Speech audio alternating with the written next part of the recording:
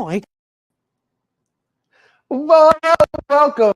This is Chris. I am the Disney Baker. Hello, everybody. We're going to be baking today. This is the first Saturday of October.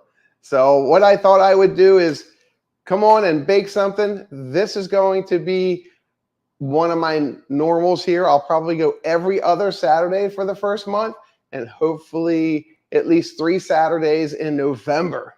So we're going to be doing holiday stuff starting probably depending on how the Orioles work out, because the Orioles are playing. I'm a big Oriole fan, and they're in the playoffs, so hopefully they'll continue on their journey towards the World Series, and that'll might play a little bit on when I bake and what time I bake. So I'm trying something new today. I got a different wireless mic, so we're hoping that comes across loud and clear. If you're just joining us for the first time, thanks for being here. I am Chris the Disney Baker. I am a baker of 40 plus years, and I relocated 2 years ago into the Orlando area, and this is my kitchen. And if you've seen some of my streams before, I have my studio. I go live from the parks at Walt Disney World quite often. I do have my handy dandy iPad in front of me so I can read chat, and we're going to say hello to everybody. But I also collect Disney pins. I'm an avid Disney pin collector. I have over, oh my gosh, close to at least 11,000 Disney pins. And then I design Disney pin frames. And I'll show you 2 or 3 of the ones that I just designed lately.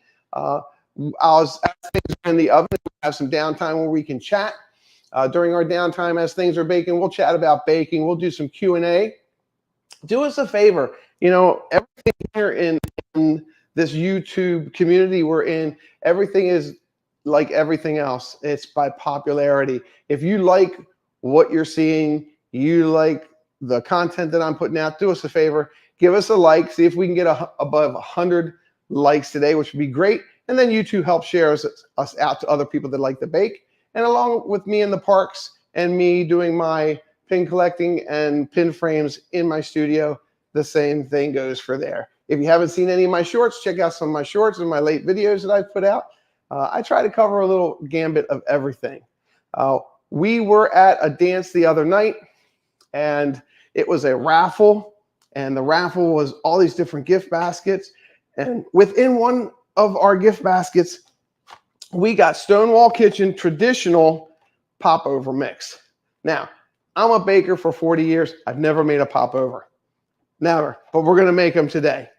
And also in that box, if you all can see this, ta-da! This is Dolly Parton's Duncan Hines. There you go. Let me do a zoom up on that. Duncan Hines, Dolly Parton, Duncan Hines, banana, Southern style banana layer cake mix. And it came with Dolly Parton chocolate frosting. So we're going to pick that today, and have a bunch of fun. So let's go into chat. Say hello to everyone. And scroll down. Debbie Bernfeld, hello. Thank you for being here. Barney Girl, hello. Hello, KDY. KDY is my producer. She does a phenomenal job. Hello, Julie. Everybody's saying hello to everybody. Thank you so for being here. Hello, Molly. How are you? Barney Girl. I remember Barney. I love you. You love, that's enough singing for me. Hello, Shelby. How are you? Oh, let me go over here. Shelby is here with us. KDY again and again. Gone. Evangelist VP, what's going on? Hello, Paul Engel. Hello, my sister. My sister's like, hey, Chris, bake away. I will. Sparkly Pink Diamonds, hello. Welcome in. And I don't think I missed anybody. But it's, again, like I said, hit the like button, share us out. The share is that little arrow. Once you click that little arrow, it'll show all the areas where you're connected to, whether it be Facebook or Twitter. Share us out, let everybody know we're baking. So without further ado, let's bake. We're going to do popovers first, okay? So with doing popovers first, I had to preheat the oven to 450 degrees per the instructions, and it is coming up on Halloween, so I might as well wear a Halloween apron.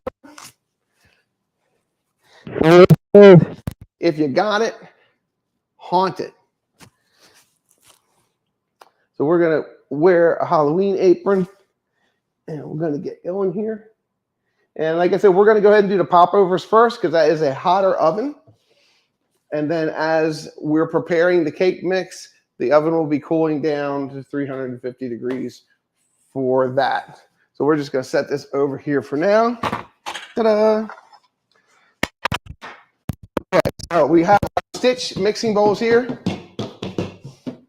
And I don't think we're going to need the big one. So with this, set this one aside. I don't think we're going to need the small one. I think we're going to need the medium one. So we're going to go with that. And we have our Mickey Trivet here. I like putting him out in front because he's the boss of our wire whisk. So we are going to run these just as the instructions say. And it's a box with a bag. And that's all that's in it. A box and a bag. If there's any questions, I will try to. Hello, Sebastian the Crab. Welcome aboard. Glad you are here. I like how everybody says hello to everybody. I love that. Good afternoon. All right, so we are doing Stonewall Kitchen. If you're just coming in, traditional popover mix. Named by the way, they puff up in the oven. Popovers are the all-American version of what British friends know as Yorkshire pudding. Wonderfully buttery with soft layers and a crust exterior. These pillow delights are perfect for every long side and roast dinner. Okay, in 1991, this company, Stonewall Kitchen, got their start with a small table at a small farmer's market displaying a few items. Well, fast forward, here we go. To get the taste of what we're all about, bake away. So here we go. So from your pantry, you're going to need 2 cups of water, room temperature. Room temperature, 78 to 80 degrees. 76 to 78, I would prefer. I think 80 is a little warm. 4 large eggs, room temperature. 2 tablespoons unsalted melted butter. I don't use anything unsalted. I go salted. So we're going to do 2 tablespoons of salted butter. Melted plus additional melted butter for the top. So our handy dandy refrigerator here of our stick of butter. And if you read the stick of butter, it tells you what's what. You get 8 tablespoons out of 1. This one's asking for 2. Plus, we're going to need some for later. So let me grab 2 additional melting bowls here. All right, and away we go. Let's move these bowls over to here. Okay, so what we're going to do is we're going to leave our mix here. And if you've baked with me before, you always know that I have a sink with hot soapy water on one side and hot water on the other side. I've already washed my hands this morning, which is very important. And then what we're going to do is we're going to hit the mark here where it says 2 tablespoons. If you're a little bit over, it's okay. You don't want to be under because everybody likes their butter. All right, so we're going to put the 2 tablespoons in this one. And then we're going to go ahead and put another tablespoon. We'll go ahead and use 2 tablespoons for that one too. And that one also. All right, we'll put the rest of this over here. We will not need our knife any longer. We'll go ahead and set that next to the sink. We're going to wash this butter off of our hands real quick.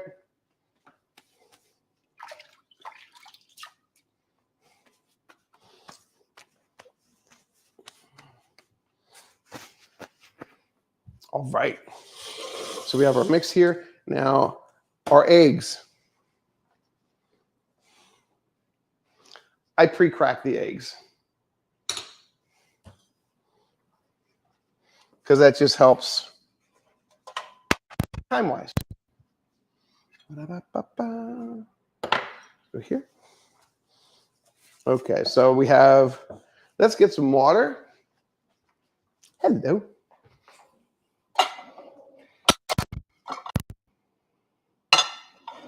And we're going to, if you're not sure how to get your water room temperature. Here in Florida, our water is kind of not super cold, just because it's warmer here in Florida. So I'm going to. I've got a good hot water heater. I like getting hot water fast, but we don't want it super hot. And like I said, room temperature, depending on room temperature of where you're living, some people like their house about 82, 83 degrees. 74 to 76 degrees is a good way. I'm a little on the warm side here.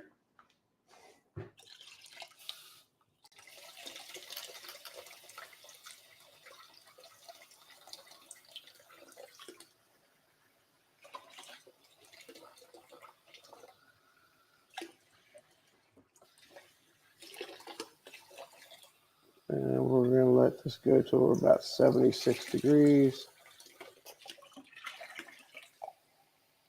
I might need to grab an ice cube. And that's probably what I'll do. And that's a trick that you can use. If you can't get your water down cool enough, grab yourself an ice cube or two. Put an ice cube or two in it. Cool it down till you get your temperature. And then once you get your temperature, you can just remove your ice cubes. So I'm using a digital thermometer. You can pick these up at your local supermarket. It's nice to have one in the drawer. And there we go. That chilled that down right quick.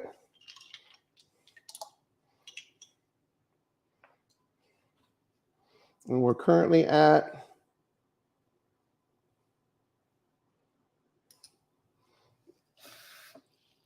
get it right up to 2 cups here.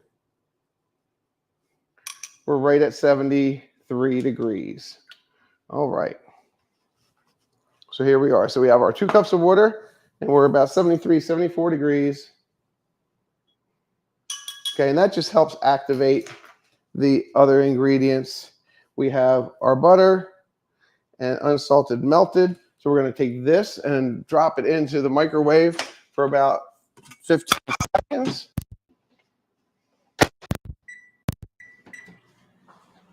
We have our melted butter here that we're going to use later to top off. Chopping a bit low.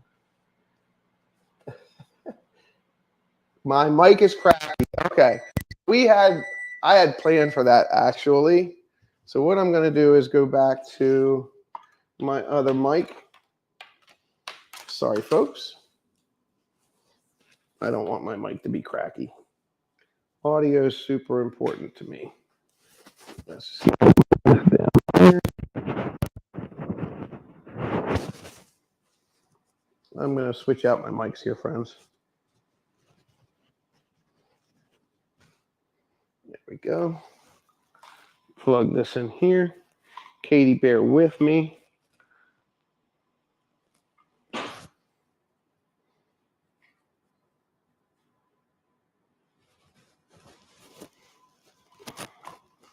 We're going to put this right on the side here.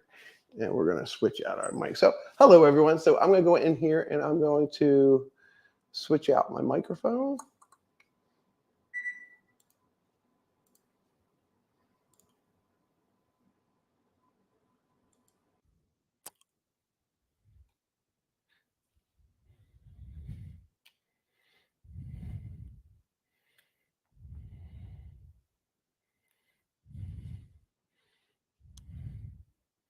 Check 1, check 2. You guys can hear that. Is that better? I can hear myself, so I'm guessing it's better. Ba-da-ba-ba-da. Hello. Yes, it's better. Okay. Thank you, Mike. I appreciate it. Hey, Mike, welcome in. Hey, what's up, Doug? Zippity doo, Doug. Welcome in. Let's see if I missed anybody else. Shelby. Okay. All right. So now what we're going to do is our microwave went off. We're going to go ahead and grab our butter, which is almost ready. Another 8 seconds. You don't want to overheat your butter. All right. I need my. Well, I'm glad you guys can hear me better.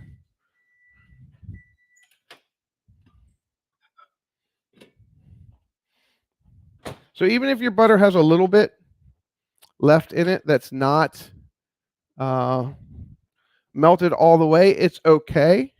It calls for melted butter, but you just want to take that remaining little bit of butter and just go ahead and mix it in. And to where mostly melted butters are very clear, this will be a little cloudy, and which is okay. And just keep stirring that up because that hot butter that was in there will help melt the rest of that butter. There we go.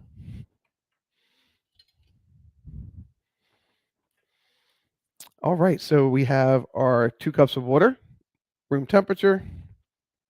We have our 4 large eggs, and we have our 2 teaspoons or 2 tablespoons of melted butter, plus additional melted for when it comes out the oven. We'll set this over here. We'll just go ahead and put that in the microwave now. And we'll get that pre-melted. All right, so now we're going to follow our instructions. And it says preheat the oven and muffin tin or popover pan to 450. All right. So we don't know how many this is going to make. All right. Now, I always like doing something different. I have a mini pan and I have a regular pan. Popovers are the same as cupcake pans. So feel free to use whichever one you like. Okay. Again, I don't know how much mix this is going to make. All right. So I can make a couple of the minis and I can make a couple of the large. All right. So we're going to take both of these pans, and our oven is already preheated. And what I did earlier is I went ahead and I put my thermometer in here just to get a good read. And I opened it up too soon. I got a good read, but then of course it went away. So I'll just put my pans in there. The oven was already hot. So now we're just going to put the pans in there, let them reach temperature while we're mixing. So preheat the oven in muffin tins or popover pans to 450. Empty mix into bowl. In a separate bowl, lightly whisk together water and eggs and the butter. Add to the dry ingredients. Here comes our next bowl. Ta-da! This is our other stitch bowl, Ohana. Ohana means family. Here we go. So we're going to go ahead and we're going to pour our water in here.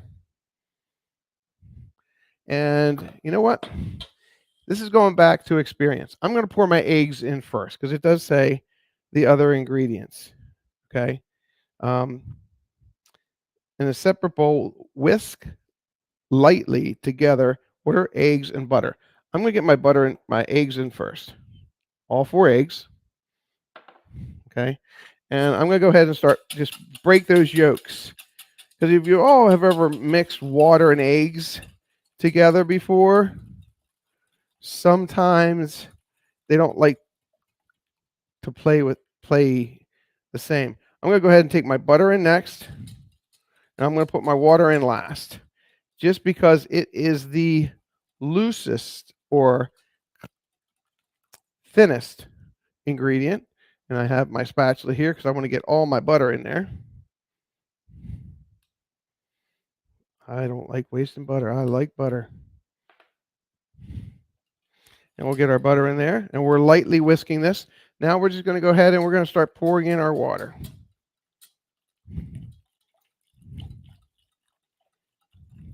And pour in half of it. Lightly whisking, not whipping. And the reason they say lightly whisking is because let me move this up here. If you whisk too fast and too hard, you're going to add air into those eggs. And they don't want you to add air into the eggs. They just want you to make a consistent liquid. And that's currently what we have. I'm glad we did it that way. All right, we're going to set this here.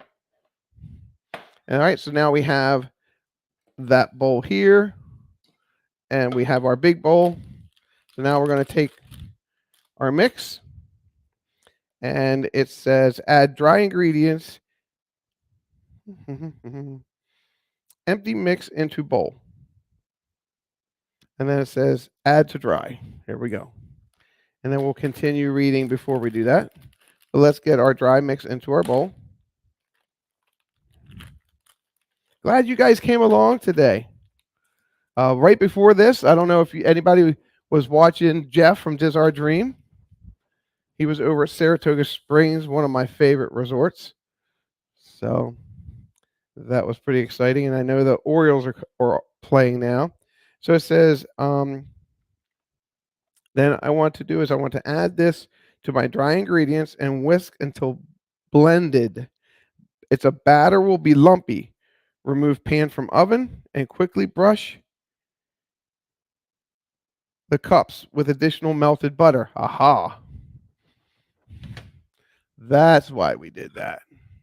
So let's go this for another 8 seconds. And we'll get our basting brush.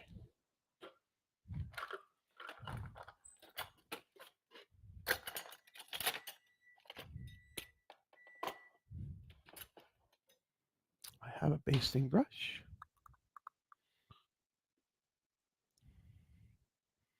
And walk over here, find my basting brush. I had everything out this morning.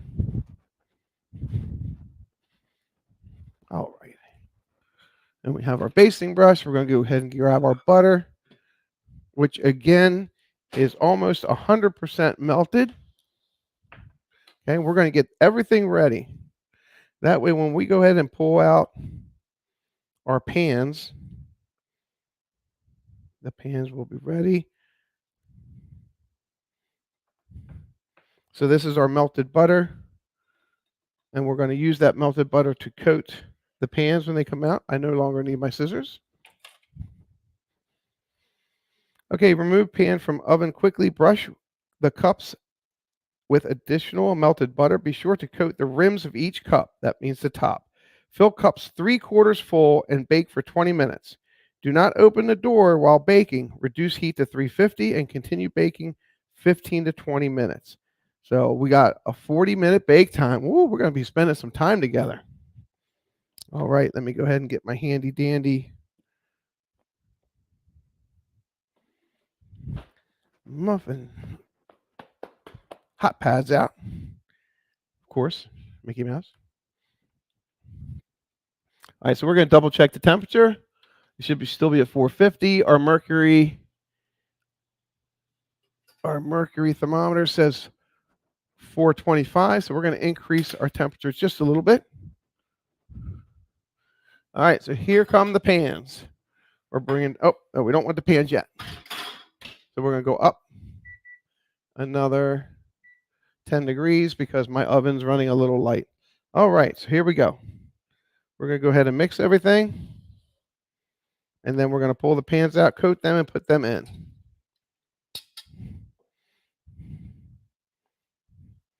Now, again, it says it's going to be lumpy.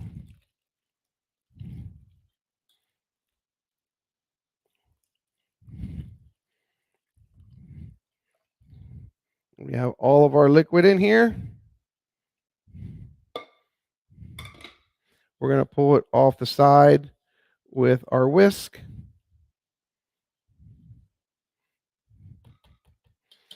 Clear the dry ingredients from our wire whisk. How's everybody doing? And it says whisk until blended. Batter will be lumpy. Okay, so we are blended. Okay, it looks like all the big lumps are out. And we want to mix this until blended. We don't want to over mix it. It will be lumpy. You don't want it to be smooth. Okay. Let's take this and set this aside. Okay, so our mix is ready. And this, can we get a look-see here? That's how that's going to look. Got some lumps in it. Kind of looks like grandma's Thanksgiving mashed potatoes. There it is. All right, so we have, I'm going to need a bigger spatula. And Let's just get all this down inside. All right, so I work right to left. So we're going to put our spatulas here. We have our mix here, as everybody can see. So we'll go ahead and move these two items away. Get ourselves a drink. Hopefully you saw me going around Epcot the other day with our passport. That was a lot of fun. All right, so we're going to put our mix here so the camera can see what we're going to do here. We have our basting brush, and we're going to bring our pans out. We're going to sit them on the counter. We're going to fill up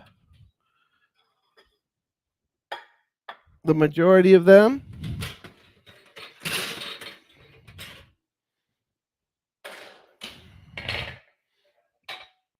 And these are HOT hot. Any of your pans are going to, they're gonna put off a little bit of a smell. So don't be too concerned about that. Any pan that's going to be in an oven by itself without ingredients in it or something in it is going to have an odor. So don't be too concerned about that. So what we're going to do here is we're going to just keep that butter moving. So we don't want it to sit in the pan and just have that burning color at the bottom.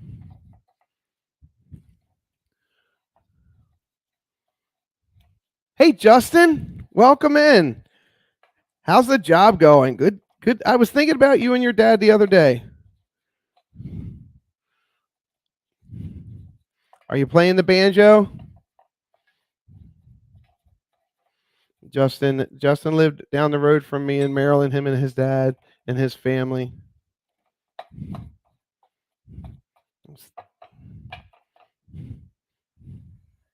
All right.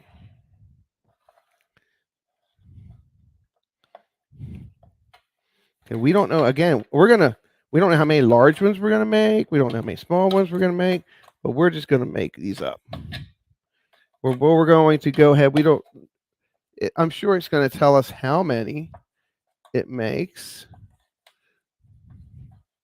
No, it doesn't. We're going to find out. And again, use your hot pad. Coat the sides. This one here is a little bit different, the small one. It's got a really good Teflon coating on it, so I don't think they're going to get stuck on here. These are a little bit older. These are the ones that I brought to Baltimore and used these when I made the cream cake cupcakes.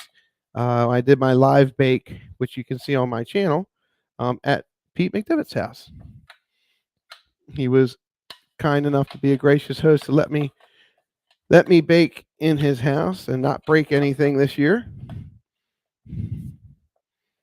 Haha, I didn't break anything. Even though you heard a noise on Chaotic Clubhouse, it wasn't a noise from me. Okay.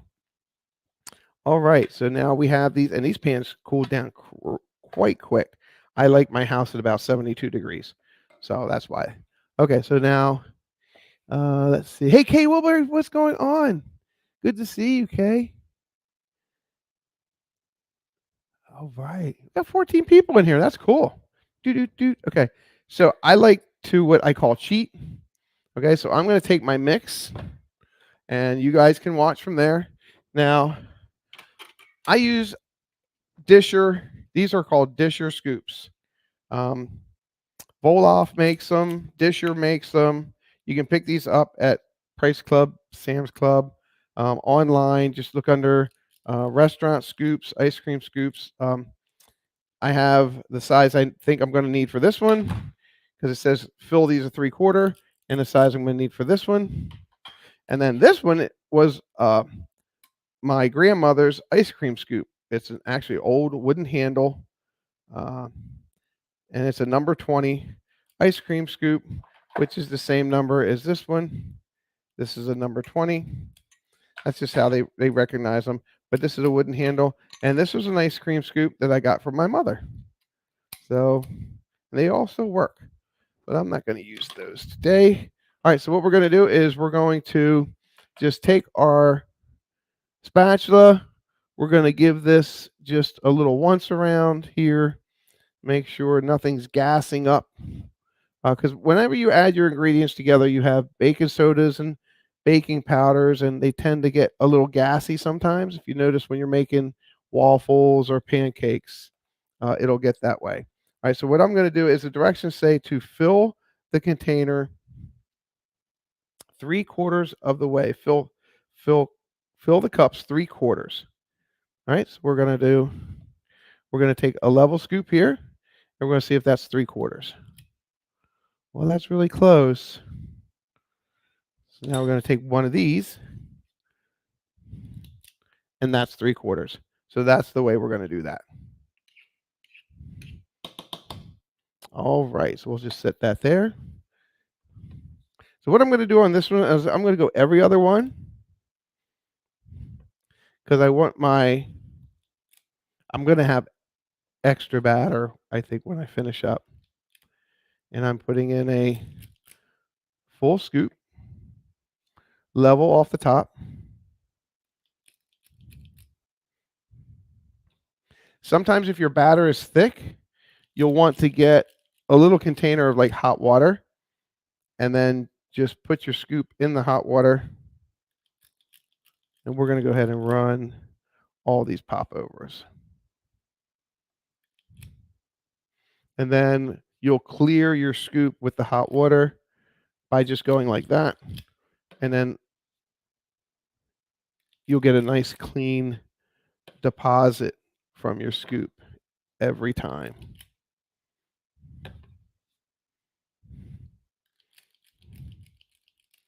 Okay, so we're done with that one.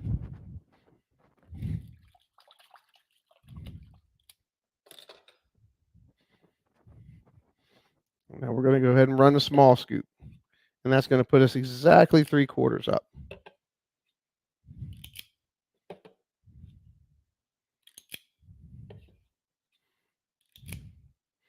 I like using proportion scoops like this because it makes everything the same size. And I come up the side of the bowl and swipe it up to the edge, and that way I know I'm getting a clear scoop. All right, so we're going to set that aside. So now we're going to get some of these little guys. All right, so we're going to set this here. Take our Mickey Christmas spatula.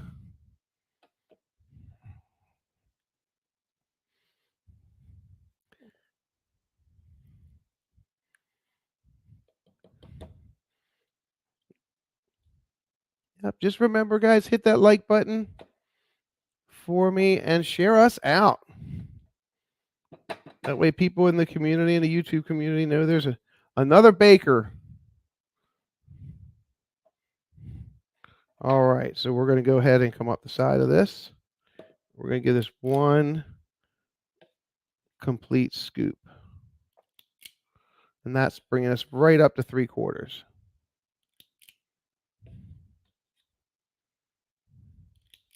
And if you notice, I went every other one with this one.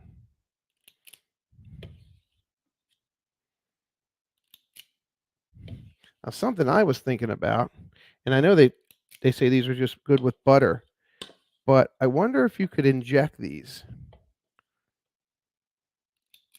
after you bake them. Inject them with, some type of flavoring. All right, so I'm going to get all this batter out. I like to use everything up. Waste not, want not.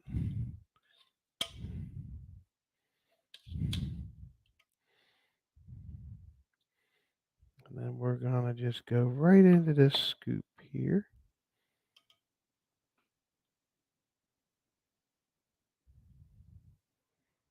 We all hope you guys are having a really nice Saturday. We're glad you could join us.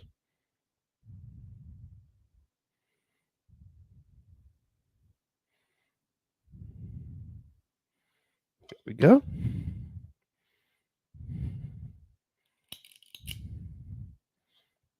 And we do have a little bit left. So I think what we're going to do is just put that right in this one.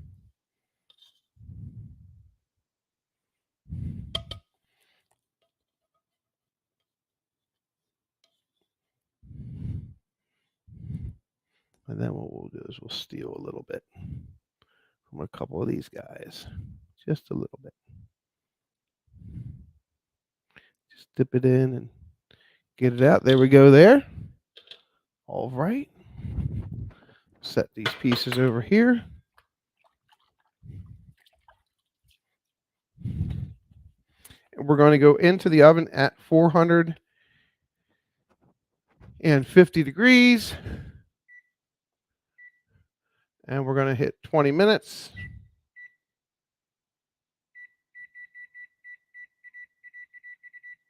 And then we're going to get our cake pans ready for our cake. And we're going to move this a little bit. And away we go. We're going to put our small ones at the bottom. We'll put our large ones at the top. And away we go.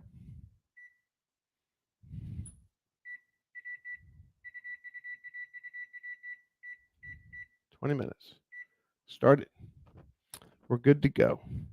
All right. So we have butter left over, but it's not enough butter to coat our popovers when they come out. So we're going to get a little bit more, and then we're going to talk about some things how we bake. So we have 20 minutes at 450, and then we're going to reduce it to 350 for 15 to 20 minutes. We're really going to watch the petite popovers because it says if you're using petite popover pan when baking, cook only for 10 minutes at 450. All right. Hey Google, set a 10-minute timer. All right, 10 minutes, and that's starting. There we go. And then 10 to 15. Okay. So that is a little different. So it did give us the recipe for the petite popovers. So we're 10 minutes at 450, then we're going to bring it down to 350 for 10 to 15 minutes, just like on the other one. It says 20 minutes. So the temperature's still going to come down. It's going to come down a little earlier. We'll see. We'll play with it. We'll see how it works. All right, we'll set this over here. All right. So we're going to take our knife and we're going to cut up some more butter to wash our popovers with butter when they come out.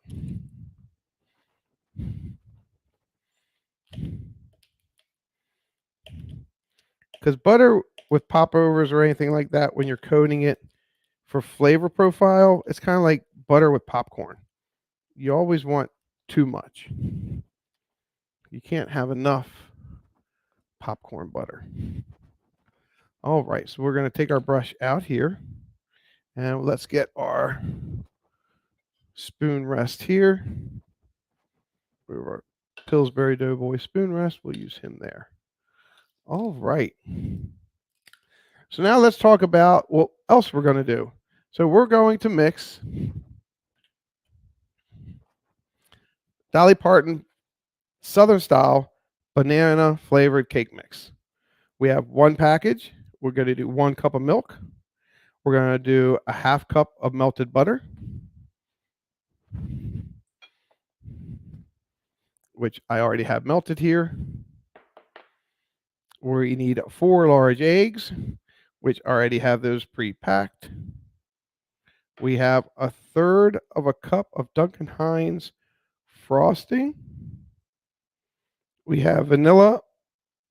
Oh, we need a package of vanilla baking instant pudding mix. Okay. A cup of cold milk. Whipping cream. What is all this crazy stuff? Hold on, I gotta read this. Okay. Eggs, melted butter, teaspoon, pudding mix. Okay. Let's see the pudding mix that I have.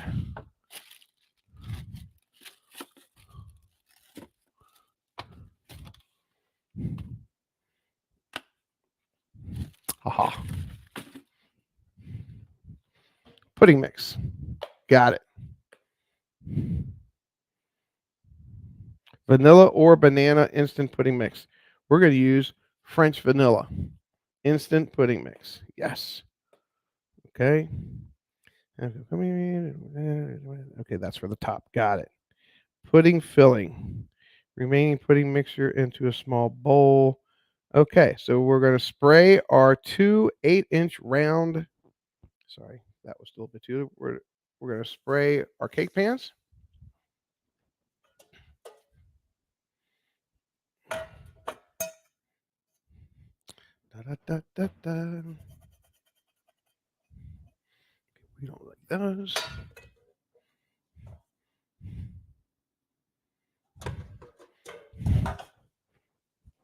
Two 8-inch cake pans. All right.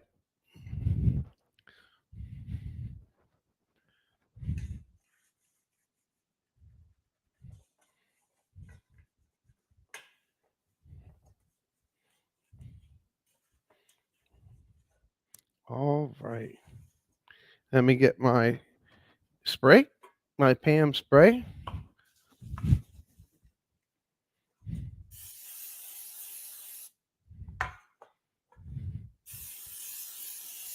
There we go. Those are ready. Let's set these on the side.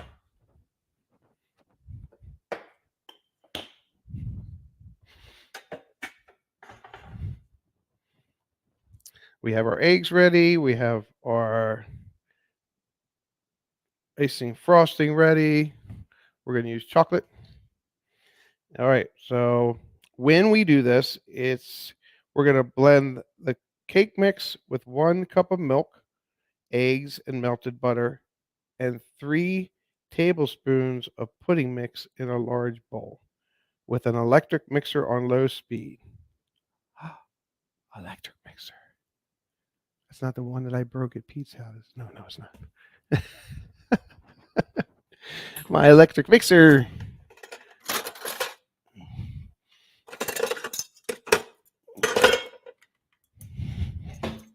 is here.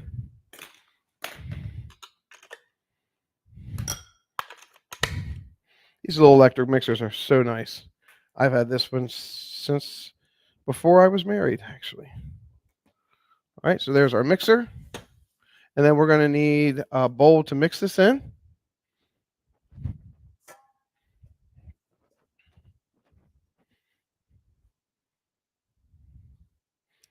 Yeah, we'll use this one. This is my stainless. I like my stainless bowl. All right, so it talks about adding this pudding mix to it.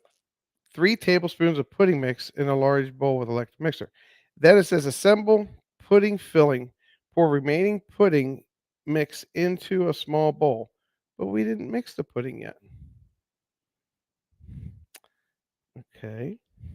Whisk in a cup of cold milk and let stand for about. Oh, okay. So it's just basically what it's doing is it's let's do this. Let's open this up. We can prep all this. And we'll save some time. Okay, so this is just the mix. All right, so we're going to take the mix now.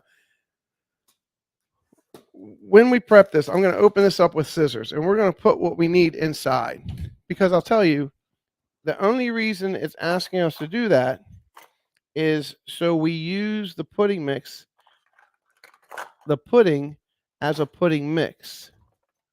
Now, let's see. There we go. This is my pampered chef.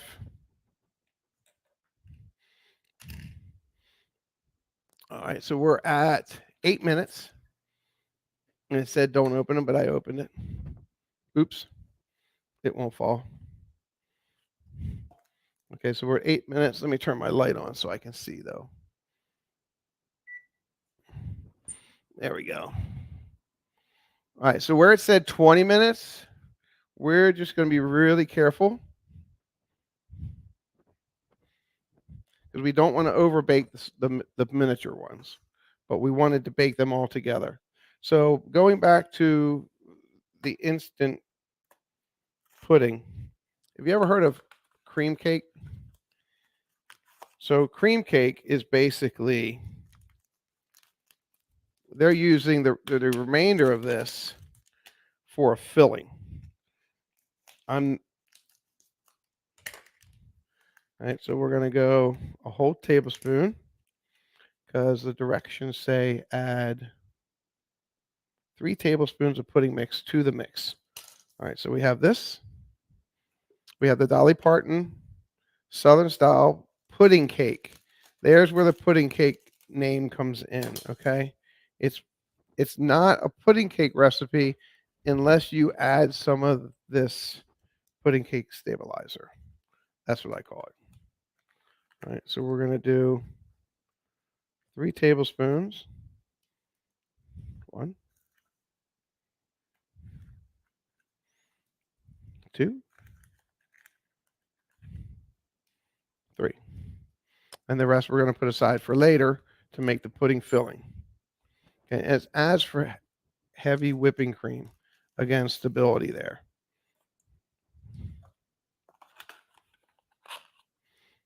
Okay. So let's continue to read.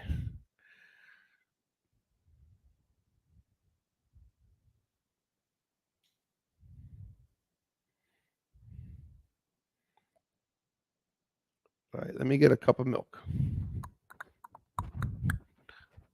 Sorry. Should have had my other measurer out here.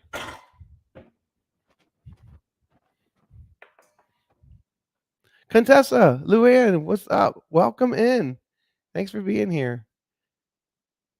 Theo. You should hit the kitchen, Theo.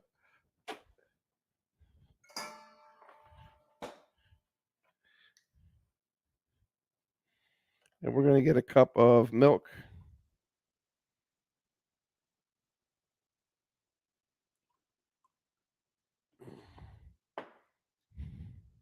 So this way we're going to utilize that heat in the oven. Hey, Google, stop timer. We're going to utilize that heat in the oven. All right. So I don't want to prep this too far in advance because, like I said, it's going to get gassy.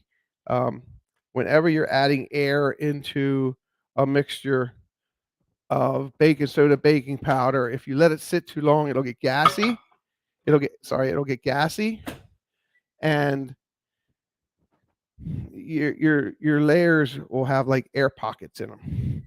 So we're not going to do that. We're just kind of hang out and wait, and then we're going to talk.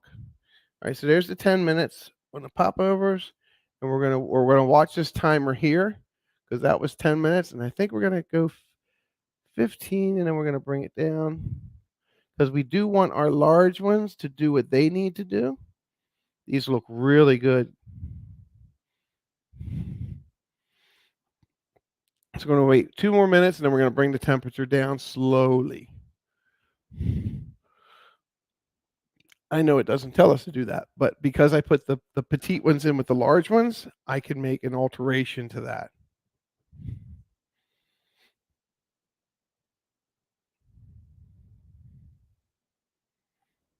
All right. So we got 1 more minute.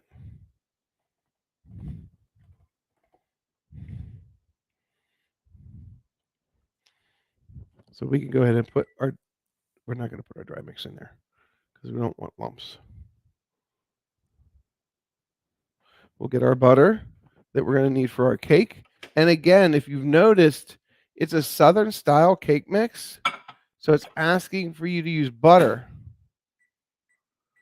It's not asking you to use oil because butter is just a better flavor profile.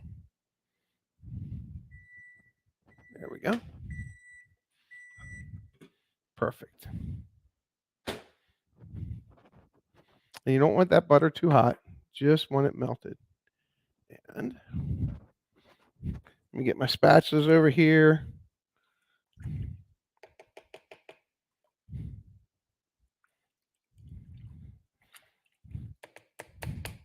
Same spatulas we used earlier. Now we're going to go ahead and we're going to reduce our temperature. We're going to stop this. And then we're going to go to bake. And my oven automatic goes to 350 to prep. It says timer. And we're going to go 3 minutes. And then we're going to check the small popovers. Now, will that have any effect with the large popovers? I'm just going to go in, grab them, and slowly close the oven because I don't want them to fall. All right, so with that being said, that's going to have another 10 to 12 minutes on it. Our mix time for this is only going to be about 5. And then we'll be able to go right into the oven with that at that same temperature because that's what it's saying. It says bake at preheat oven at 350.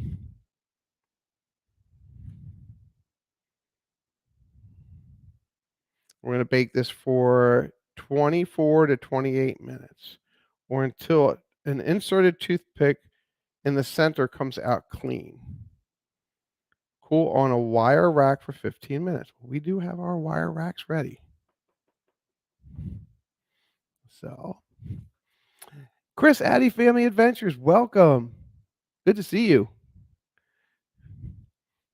I saw you were live the other day with your wife about the Moana experience. All right, so we have a minute to go. We'll get our butter over here. We're going to go ahead and melt this butter up so we can coat those popovers when they come out.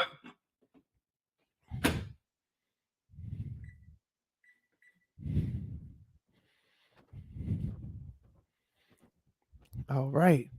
So some of the things that we were thinking about doing coming up is we definitely want to do some decorated Halloween cupcakes. I think we want to do that. And I do have another gingerbread, Halloween gingerbread. So we'll be able to do one of those.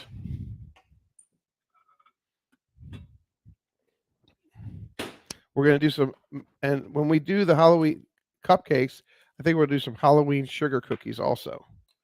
And we'll decorate them after we bake them. That will be really cool.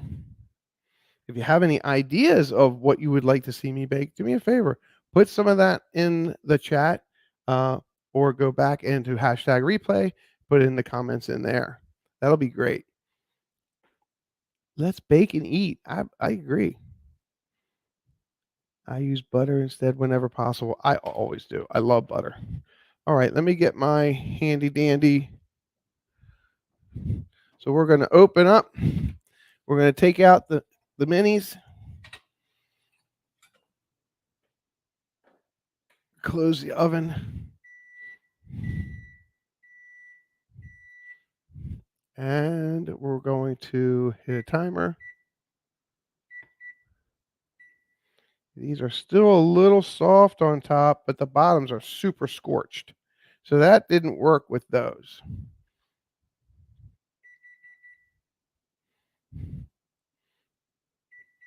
So we're going to leave them there. And the bottoms just got scorched just because it was too much bottom. So what we're going to do is we're going to go ahead and brush them with the butter. And we're going to get them out of this pan so they stop baking.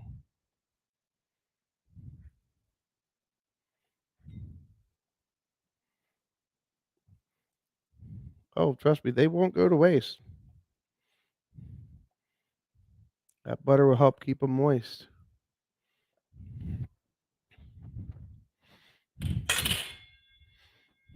And we have our Mickey Mouse cooling racks. Now, I don't suggest anybody else do this. I've been picking stuff up out of the oven for years. So these may be a little hot to your touch,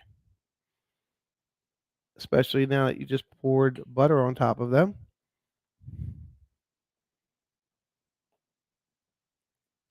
So you might want to just be careful, maybe just tap them out.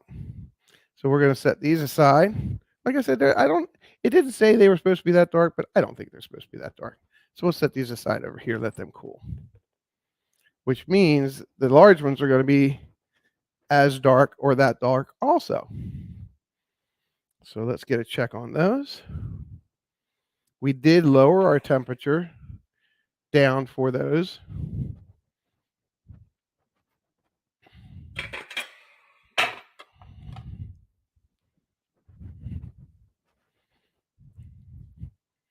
All right, so we have our milk for our next. We have our butter. We have our eggs.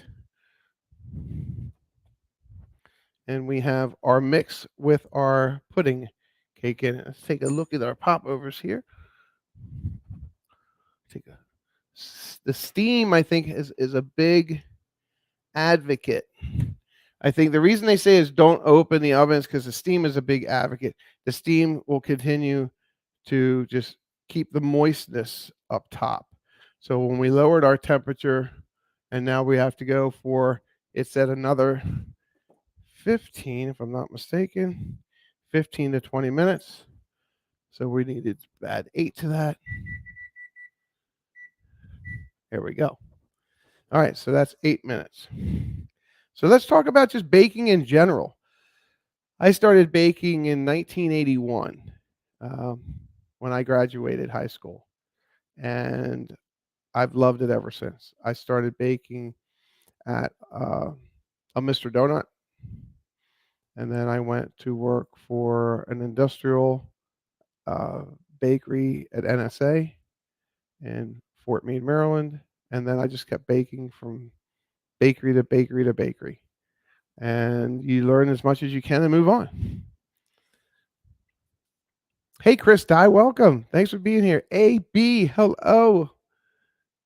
How are you? Thanks for being here. Remember, guys, do me a favor, hit that thumbs up button and a share us out. And I just enjoy baking. I was so surprised that I found something at such a young age, and I went, they're going to pay me this kind of money to do this? It's fun. So they were paying me basically to have fun.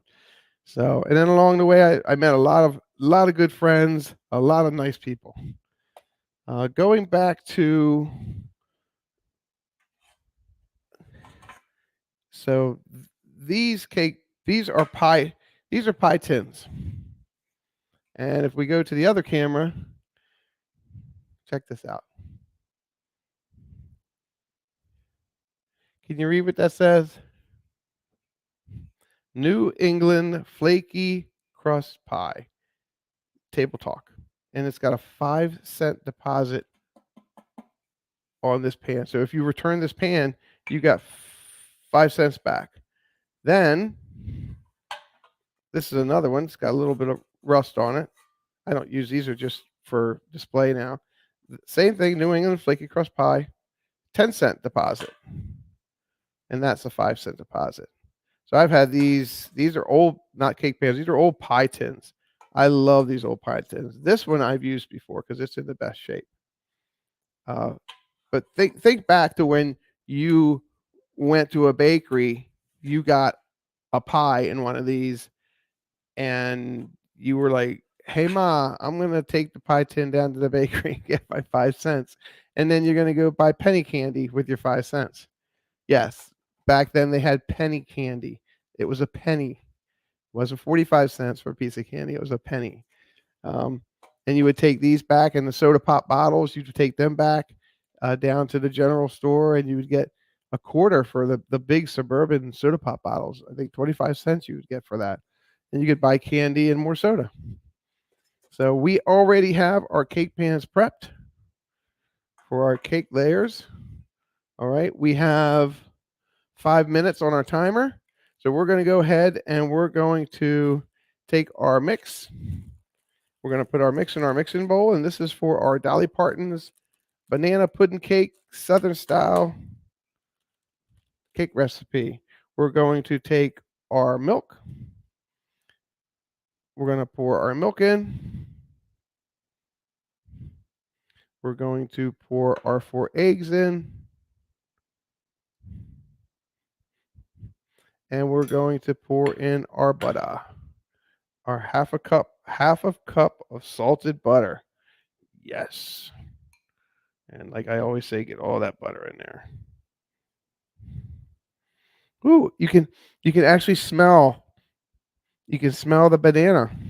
Believe it or not, it's got some dry banana in there. It smells very good.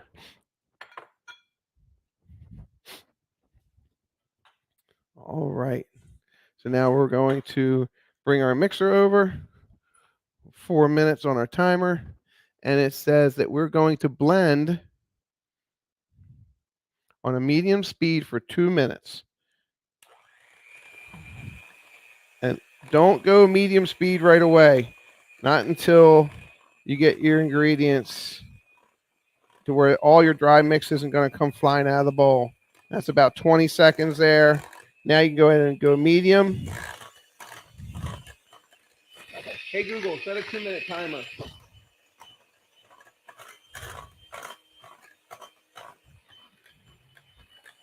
I can use the timer behind me also.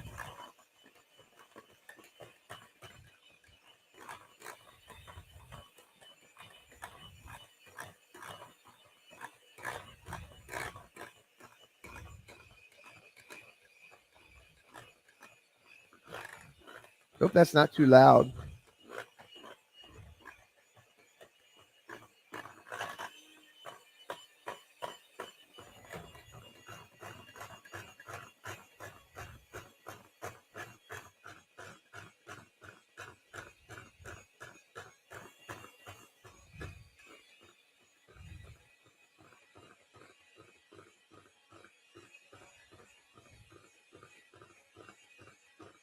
Yep, it said the same thing. Low speed for 20 to 30 seconds, and then 2 minutes on medium speed. And that's just to get it together. And we got another minute to go here. I'm using the oven timer. I looked back when I started it. So utilize that timer if you can while you're mixing. That way you don't have to set another timer.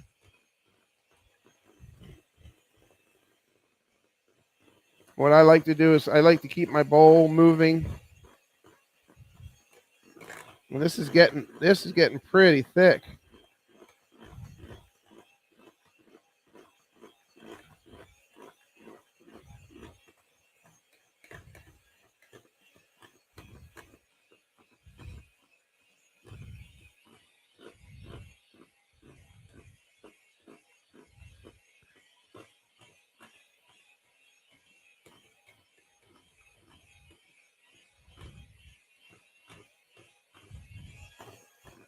Thanks, A.B. Appreciate that.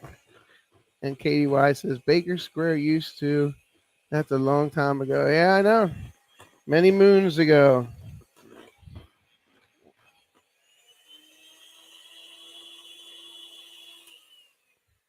All right. Now we're done with that. Go ahead and eject these into the water. Let them do their soaking business. And now we're going to take our two 8-inch cake pans and we're going to divide equally. So how do you divide equally with this? Sometimes it's pretty difficult. If you don't have a digital scale, I mean, this is a lot of mix. These are going to be some big cakes. Holy mackerel. All right, so you can do it a couple ways. If you have the ice cream scoop, like we had earlier, you have your ice cream scoop, you can use your ice cream scoop if you want to. Proportions. I have some different sizes over here. I can bring them into the picture and show you guys. I'll put my old one back. So they have all different sizes. This is a number 12. This is a number 8. This is also a number 12. And this is a number 10. So we'll start off with a 10. But we've got a little beeping going behind us. And it says that our popovers may be done. Oh, they may be, but not yet. Okay, we're going to give them about 4 more minutes because we cut 4 minutes off on purpose just so we would not overbake them. Always when you're baking, even if you're familiar with your oven, the more familiar you get with your oven, I'm familiar with my oven, but still a little been here 2 years, haven't baked a whole lot. Your best judgment is keep 2 or 3 minutes off, 4 minutes off, and then add them and add them and add them until you think you're needed. My tops were a little soft there, so we're gonna add them. All right, so we're gonna use the number 10 scoop, and we're gonna scoop our cake mix in. One. Oh, these have little banana bits. Oh my gosh, two.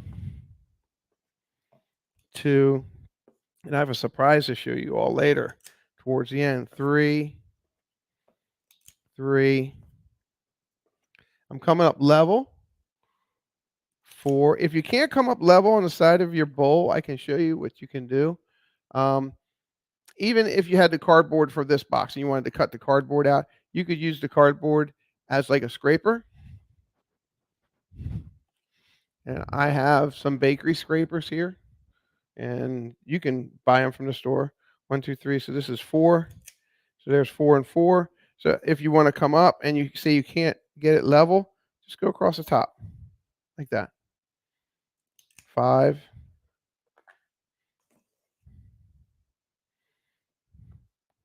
5.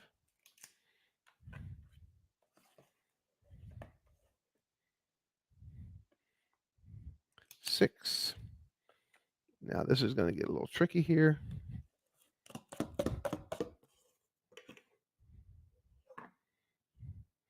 6. And now we have a little bit remainder. So now we'll just take our Mickey spatula. We'll clear off our scoop. And now we only had 2 or 3 minutes left on our timer, so we're moving at a pretty good pace here. We'll set that in there.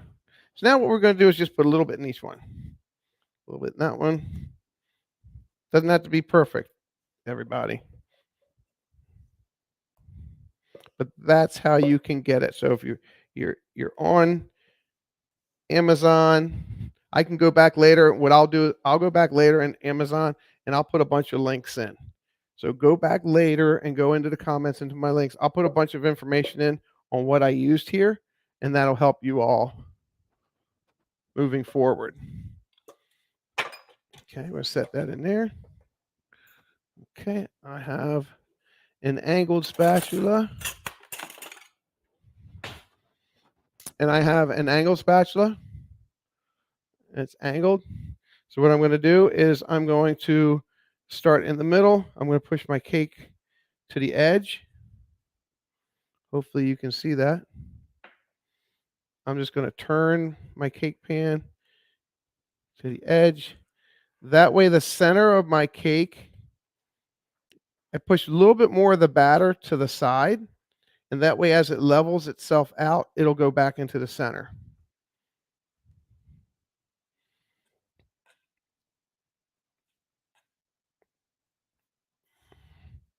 Now what I'm doing is as I'm leaning one way and then the other with the spatula. I never lift it directly straight up. I just kind of like if you've ever seen somebody spread cement, kind of like what we're doing here. All right. So we're going to go back here. We're going to check our popovers. Our cake is now ready. Okay, there is a little bit left on here, and there's a little bit left on the plastic spatula. We'll go ahead and get that off of there. And we'll check our popovers. Everything looks nice there. We'll do a little bit of a cleanup. Okay, so the popovers are going to come out. We're going to touch them and check them. Oh, they look good. Oh my gosh, friends. These look amazing. And they're done.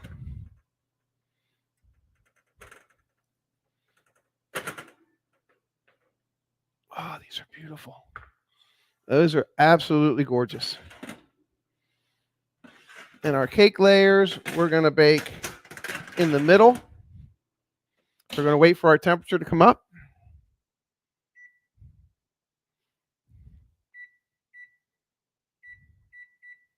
We're going to go ahead and set a 2-minute timer just to make sure. And now we're going to take our butter. Oh, look at these. Can you guys see how amazing these are? And let me get this out of your way. Let me get these things out of your way so you can see.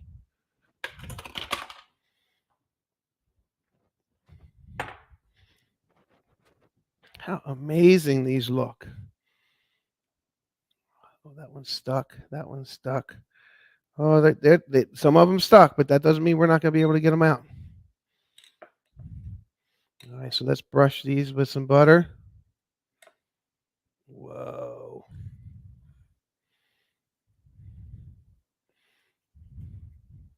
And anything I would have done different maybe after I put my butter on the pans, I would have thrown a little bit of flour in with that because that little bit of starch helps release it from the side of the pan.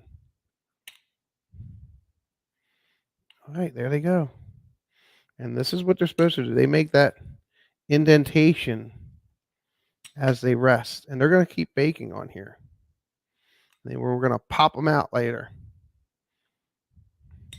We're going to use all the butter. And when the timer goes off, it's going to tell us that our temperature is up.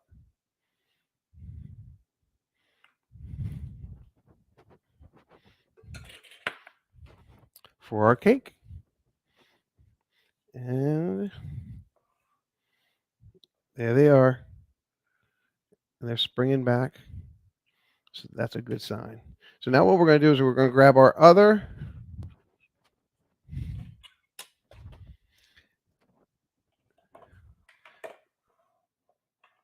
And we're going to set these up on here. And that just lets the bottom. That just lets the bottom get air. All right, we're going to take our cake. Our oven is now 350.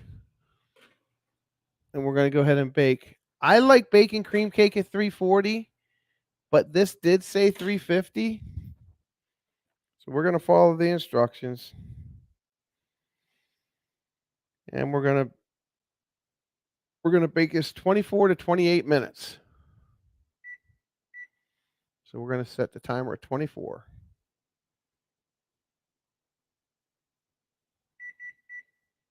Start.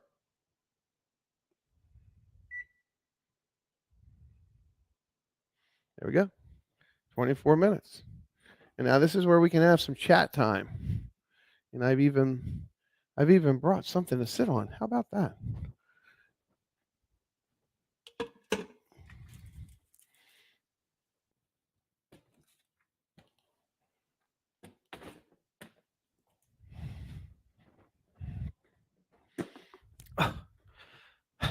So, the popovers are out. The small poppers are over there. We can grab those. Let's grab those and see how they look. They are more dark on the bottom than I would like.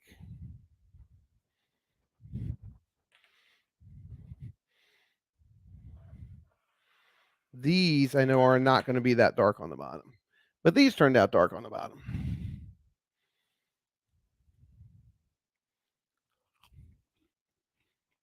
Oh my gosh.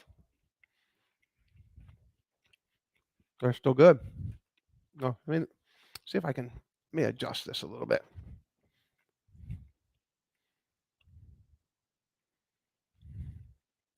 There we go. But they are still good.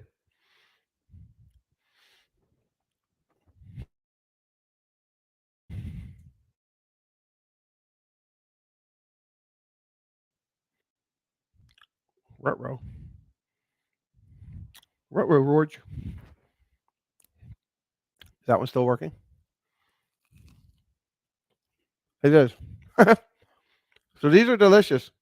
They got a little bit of a, I wouldn't say, they don't have a burnt, they do not have a burnt taste. They don't even have a smoky taste. They got a butter taste. And they're really good. But what you could do, if you took equal parts sugar to equal parts water, so if you take 2 pounds of water and bring it to a boil and pour in 2 pounds of sugar and bring it back to a boil and then take it off the stove. That's called simple syrup. And then what you could do is you could flavor your simple syrup if you wanted to. You could put vanilla in it, you know, half a cap or a cap of vanilla. And then you could get yourself a small plate that has maybe a little raised bottom and pour some of that simple syrup in there. And then just set these in there and let it absorb that, kind of like what you do for tres leche cake. And these would be uh, even better. So these are great, which means these are going to be great. All right. Excuse me. I pop this. Wash my hands.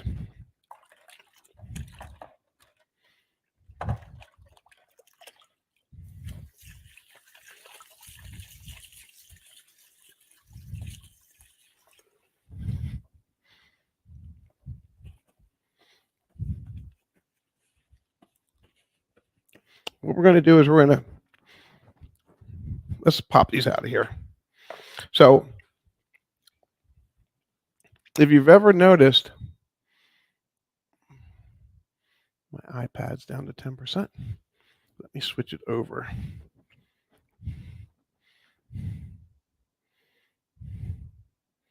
Excuse me for a second.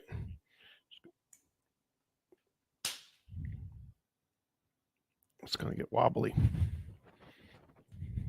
Just have to plug my iPad in so I can read chat.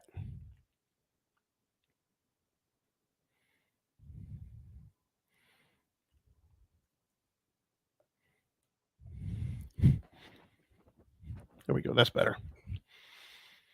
I had it plugged in to the iPhone. What happens when you bake? Okay. Oh my gosh, these are so heavy. Is if you notice, have you ever baked cupcakes? If you ever bake cupcakes and you take your cupcakes out and the sides kind of sink in, that's because the moisture stayed in the pan too long and it got the paper wet of your cupcake liner. So always try to get these out. So what I'm doing is I'm kind of squishing them from the sides a little bit, and then I'm giving them a little tug. Well, this one doesn't want to come free. So let me grab one of my other little spatulas here. I know I have one in a drawer. And I have this spatula. This is the same. It's an angle spatula, but I've curved it to help me get things out similar to this. So I'll just put it in the side. You all have done this before with like butter knives or something. I just have a fancy thing. So I'm just going all the way around it a little bit, lifting it up. And once I lift it, look at the bottoms of those. Look at that. Look how golden brown that is. These look amazing. And again, I've never made a popover in my life. I want to get them out of there because they're starting to shrink back. So I want to get them out of this so the moisture doesn't get them soggy. So glad you're here. I'm glad you're baking. I enjoy baking. I enjoy going to the Disney parks, but I would rather be baking actually at a Disney park. But getting back into this and being able to bake with oh gosh, these look so nice. And getting able to bake with everyone is going to be so much fun. And I definitely will still hold true to what I said before. I'm going to do a 24-hour bake, and it's going to be a fundraiser, and that is definitely coming up. Let me get this over here. That is definitely going to come up. All right, so what I'm going to do is I'm going to get a serrated knife. And the reason I'm going to get a serrated knife is the way they cut. I have one of my baker's ones here.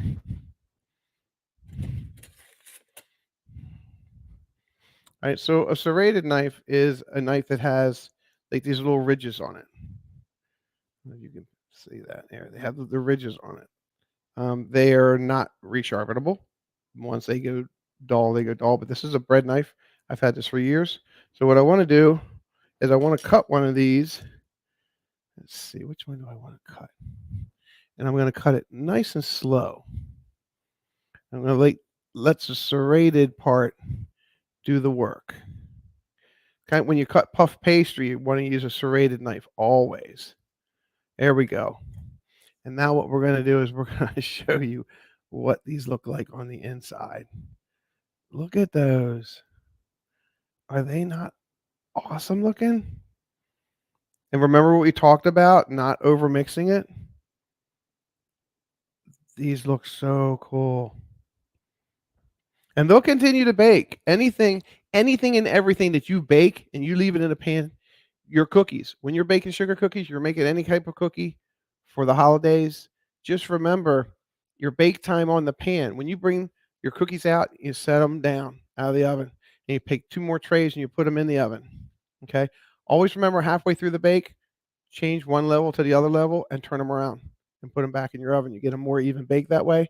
But when you take them out, put them on the counter, 30 seconds tops. Get that spatula, that metal spatula underneath them or a plastic spatula underneath them, get them out and put them on cooling trays.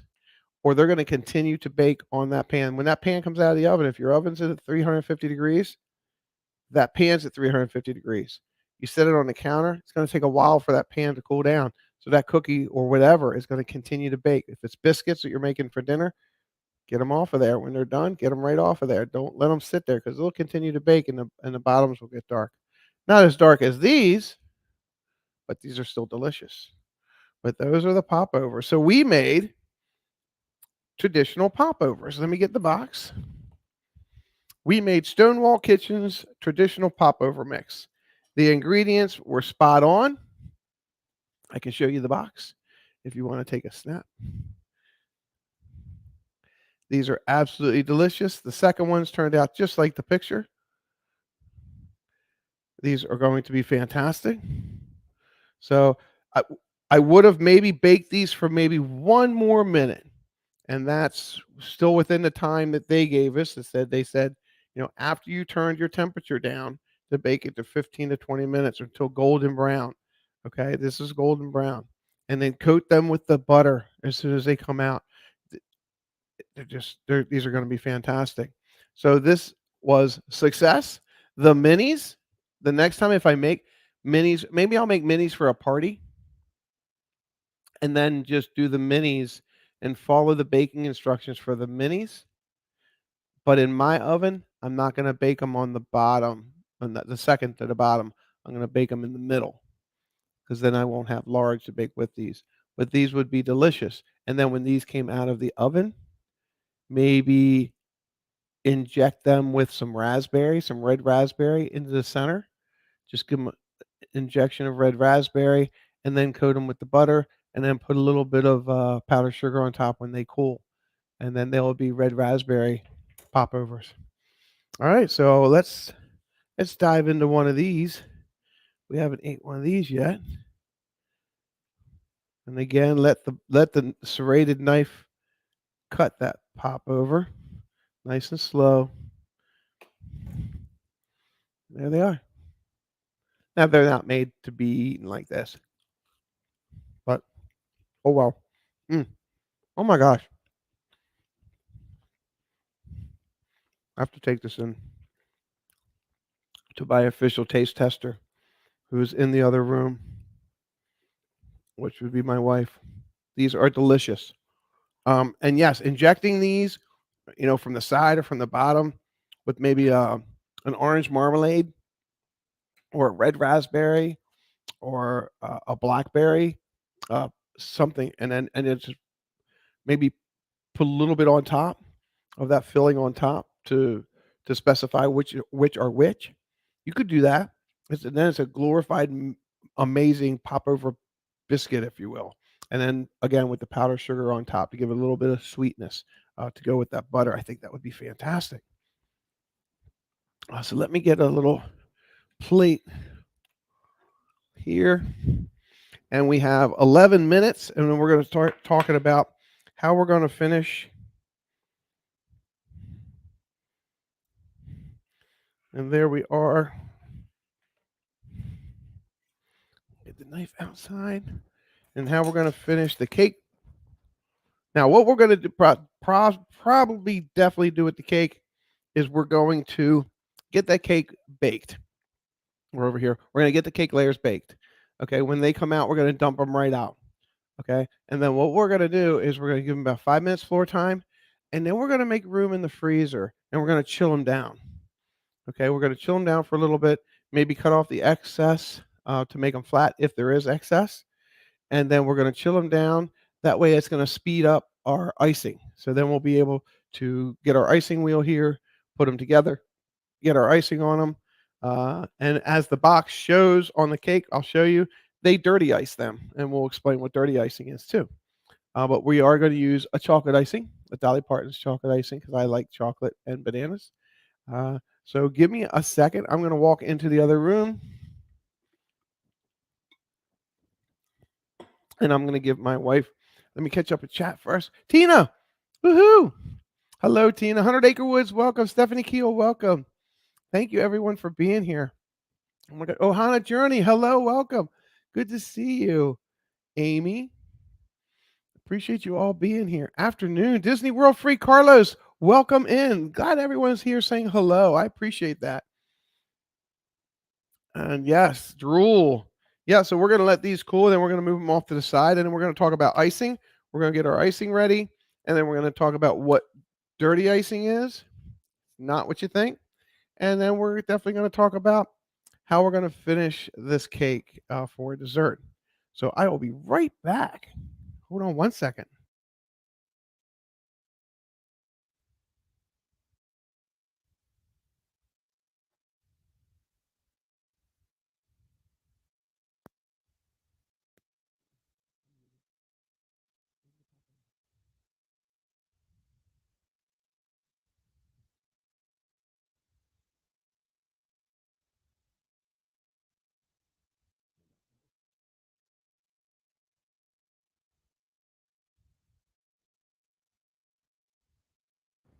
Okay, we are back. So what we're going to do is we're going to go ahead and get these areas over to the cooling side. And actually, let me go ahead and set those up on another cooling rack. So we'll have these racks ready for when our cake comes out. And again, I did say, excuse me, I did say I had a secret to share.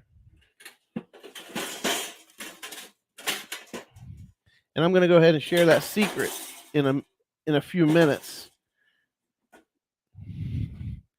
So everyone, those of us that like to bake, I'm going to set these on this rack because I'm going to need these racks when the cake comes out. Having multiple cooling racks is definitely a plus. And I got a thumbs up from my wife. She thought they were very good. And here's something that you may not know. Have you ever, you know how you make your biscuits and you make your Pillsbury biscuits or however you make your biscuits? Okay. Just remember, when my biscuits come out, I take them off the pan. I put them in a bowl that has a dish towel. So that's just because of the way my mom did it. Helps keep the heat in.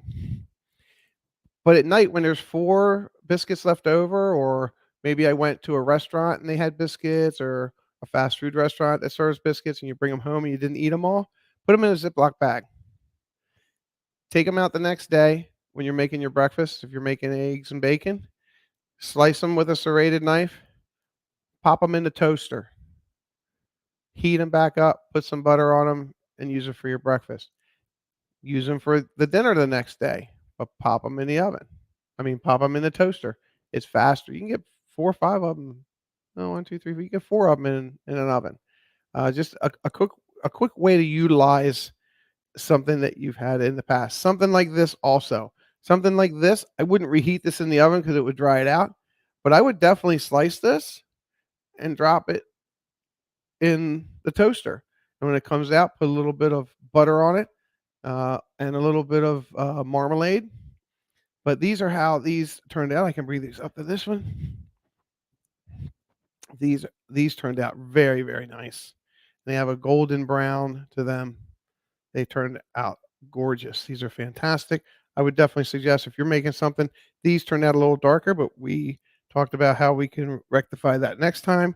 Just hit hashtag rewind and go back in and watch that. And if you have any comments, please share the comments.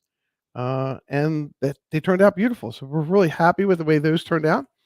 And now we're actually currently working on how the cake is going to turn out.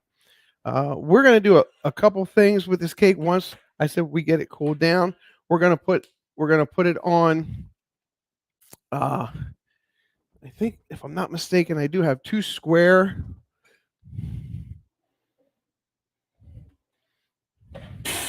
There's 1. And there's 2. Excuse me for the noise here. Again, what we were talking about earlier is having different size cooling racks. You saw the long ones that I had that are like that long. And then you have 2 small ones here.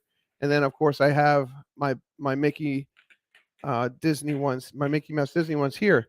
What I'll be able to do with these is actually take the 8-inch cakes out from the oven. I'll be able to dump them on here, release the pan, and actually go ahead and set these in the freezer so they can cool. They're not too big. They'll fit in my freezer. And then we're going to set these cooling racks over here.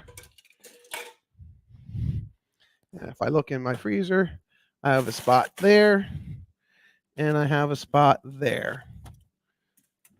Make your spot up ahead of time.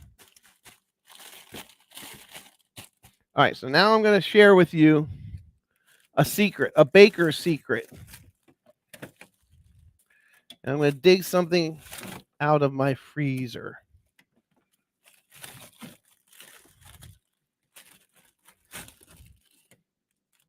And we're going to play a guessing game.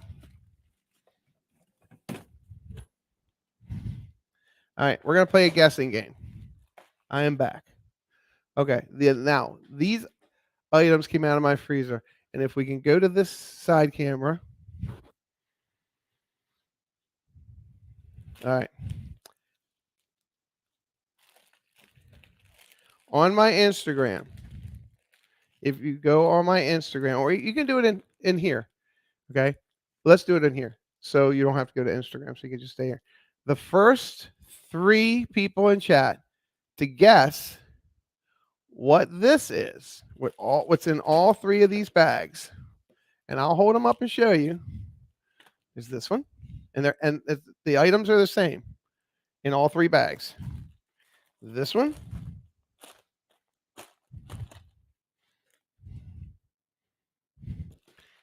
And this one. If you guess correctly, the first 3 people in chat to guess correctly, I'll send you out a baker's surprise gift. So let's see how chat goes. I'm going to put these back in the freezer.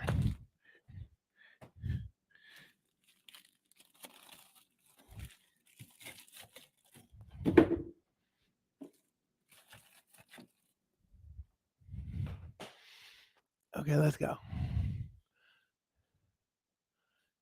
Okay, Carlos, I'll definitely have to check that out. Thanks. They all look different. They do look different, but they're all the same. Tina says brown sugar. No? 100 Acre Wood. Let's see. 100 Acre Wood said fruit of some sort. I'll agree with 100 Acre Wood.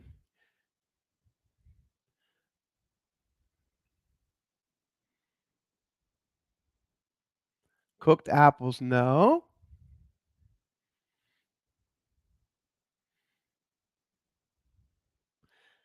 I'll give you a hint. Think of something. Think of something that you would throw away instead of using.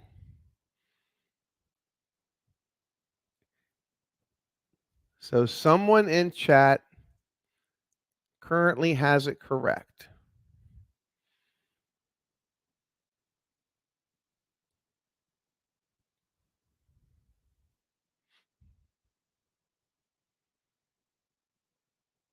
Correct. Okay, we've got we have winners, and you all can see them. Okay. Excuse me. Sparkly pink diamonds was correct. Bananas. And then Tina says banana peels. I'll I'll kind of go with that, Tina. And then I'll also KDY and 100 Acre Wood. You are correct. So I'll use all four of those. Yes, bananas. So and here's the thing is your bananas can get is black as sin in the peel. Okay, but here's what you do. Try to separate them a little bit from where they're connected once they're overripe. And it doesn't matter where the overripe stage is for the bananas. At any overripe stage, what you do is you get yourself. I'll show you. Get yourself,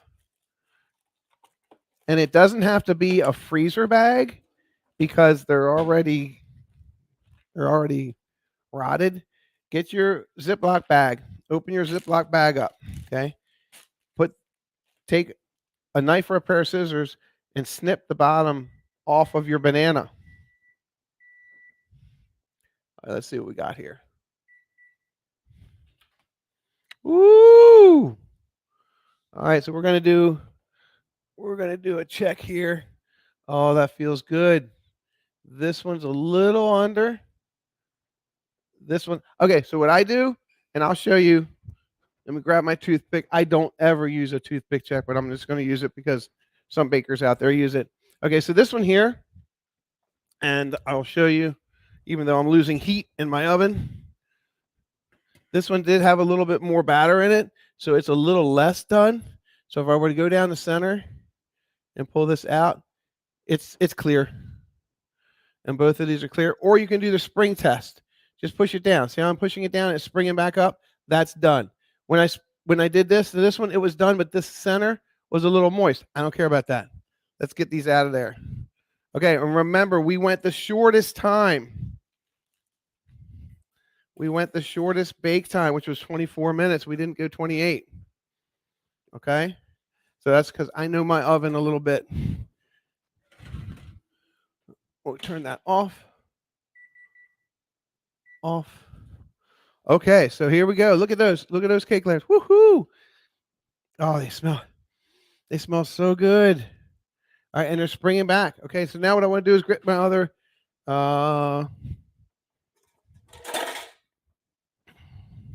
you can do these a couple different ways. I don't know if anyone has ever showed you to do it this way, but I can show you to do it this way. You can actually take your wire rack and you put it on top of your cake. Grab your hot pads. Okay. I put my wire rack upside down. It's upside down on here. Take it and turn your cake over. Okay. Put your wire rack upside down. Grab your handles. Take it like that. I have a little bit of a dark bottom, but that will be okay. Look at that. This one's a little darker. I don't know why that is. Okay. We'll trim some of that off. So there we go. So they are done. Okay. So now what we're going to do is we're going to set these in the freezer. And we're going to speed this process up, this cooling process up a lot by putting these in my freezer. Put them in your freezer. Make sure they're not going to slide around. Whoop. Put these in my freezer. All right. And then we'll get back to our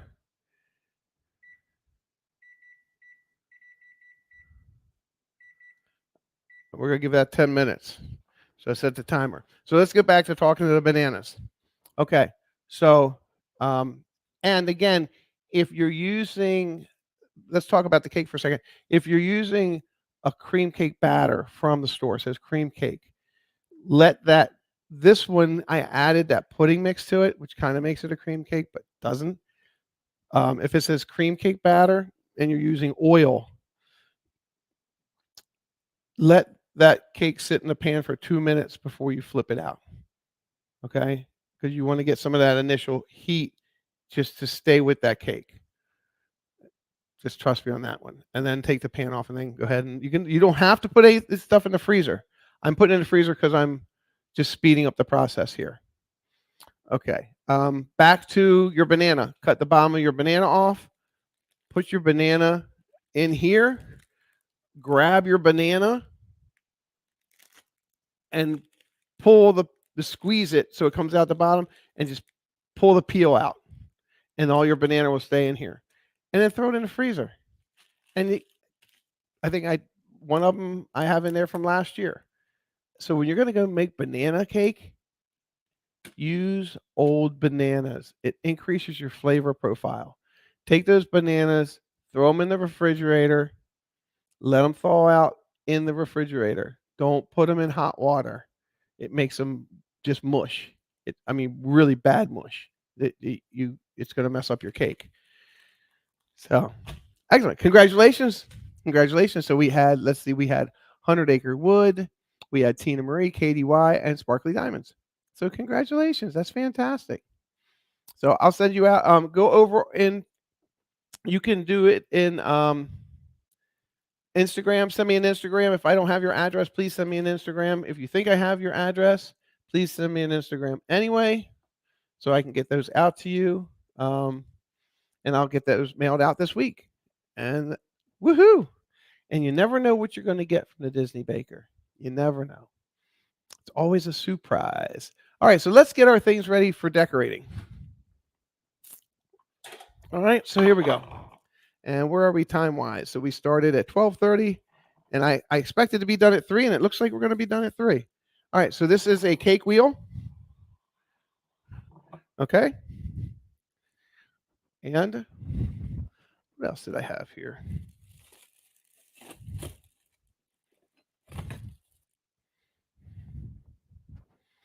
This is my cake bonnet. I've used this so much.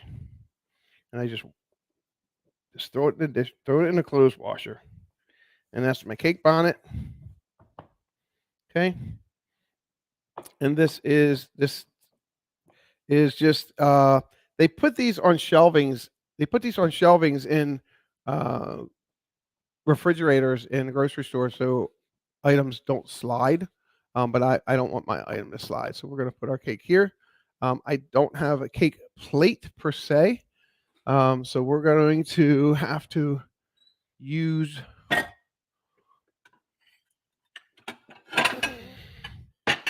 this will work. We'll use just a regular plate to put it on when we're finished. All right, so if we were just using something that we didn't want to move, see how that doesn't go anywhere? Right, but I don't need that for this application. And again, I'm not doing multiple cakes. If I was doing 20, 30 cakes, 20 or 30 cakes, and I was just going to go, this would just get covered with icing, and but I'm not going to use that either. But I just want to show you guys that. So, and we're going to use a couple different spatulas.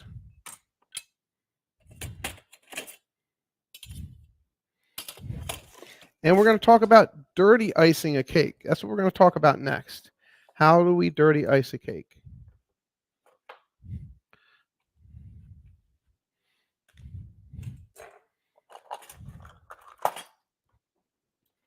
Let's take this one back and use this one.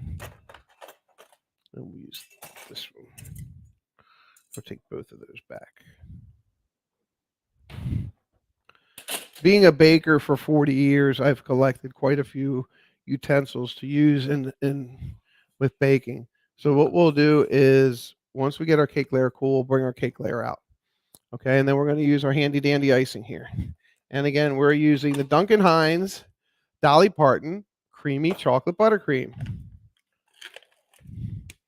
because everybody likes chocolate icing. Okay, the directions say to make a filling. Okay, with the vanilla flavor. Okay, so let's look into that. Maybe we can do that while we'll go ahead and do that while we're waiting. Okay, so we're going to assemble the pudding filling. Pour remaining pudding into a small bowl. Whisk in 1 cup of cold milk and let stand for about a minute until it's very thick. In a medium bowl, heavy whipping cream using handheld mixer on speed 3 until stiff peaks. Add buttercream frosting and mix. Okay, so all that's doing is I'm not using the buttercream, so I'm using chocolate, so we won't do that way. And what that's doing is um, it's adding heavy whipping cream to an already made frosting, which is just making it more pliable and a lot richer. We're not going to do that. Place 1 cooled cake layer serving on a plate. Okay, yeah, we're not going to do that. Okay, so a lot of this for this cake we're not going to do. It says to go ahead and get the vanilla wafers, crush a whole bunch of vanilla wafers up, put a layer of icing, a thin layer of icing, and then put a bead of icing around the cake. Put the pudding icing filling mixture that it's asked you to make in the center of it. As you can see, it's more of a yellow color in that center. So here we're just going to go ahead and we're just going to use this French vanilla, and we're going to 1 second. Banana Boston. Yes, yeah, similar. Yeah, exactly. A banana Boston cream cake. Yep, same thing. But we're just going to go ahead and add the milk to that, and we're going to use that as a filling.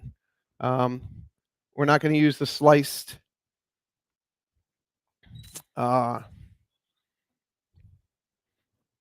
bananas on the topping or anything like that. So we're just going to get our milk. We're going to get our mixture here, and it says take the remainder. Sorry, it says take the remainder. Heavy cream and mixture. Okay, so we're going to get 1 cup of cold milk. And we had cold milk in this container earlier. And we're not going to put all the milk in at one time because I want to choose the consistency of my filling. And the filling is just going to be between the layers.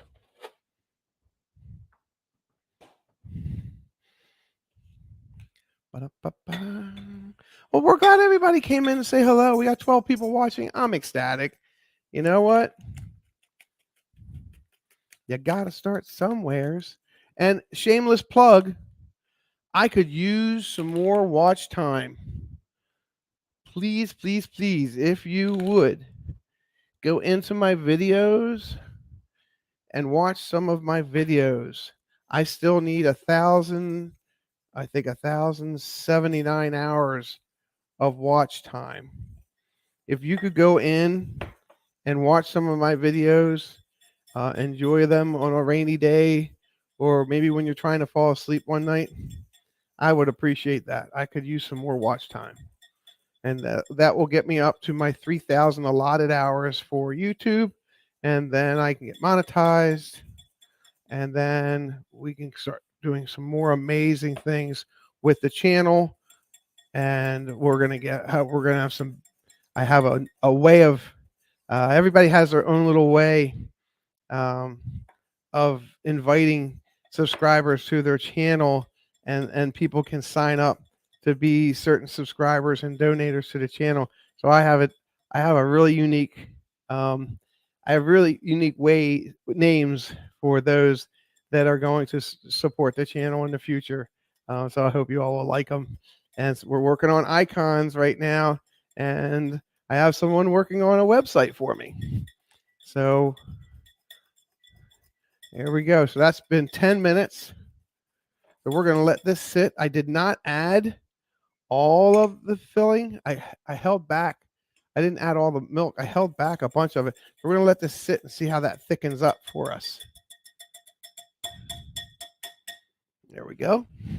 And I don't recall if I have any vanilla icing.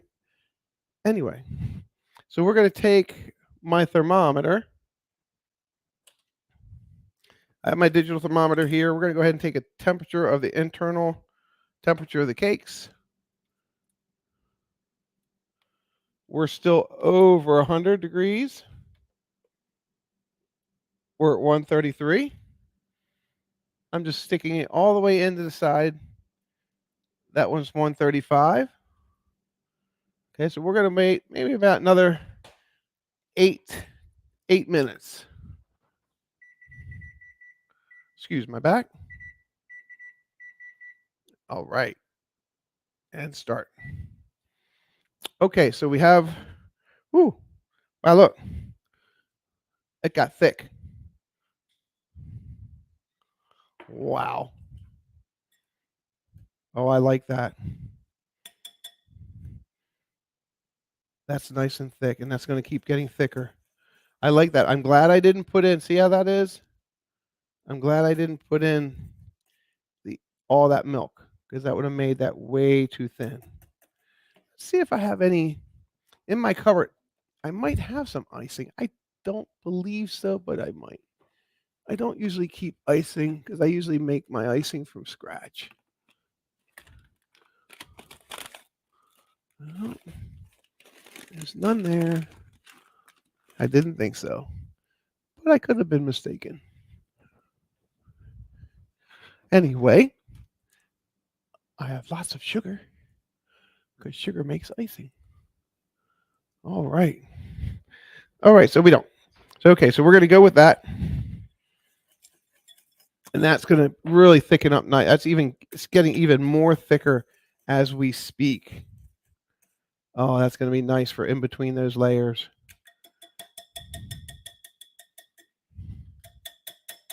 We won't need the whisk anymore. We can put this in the sink.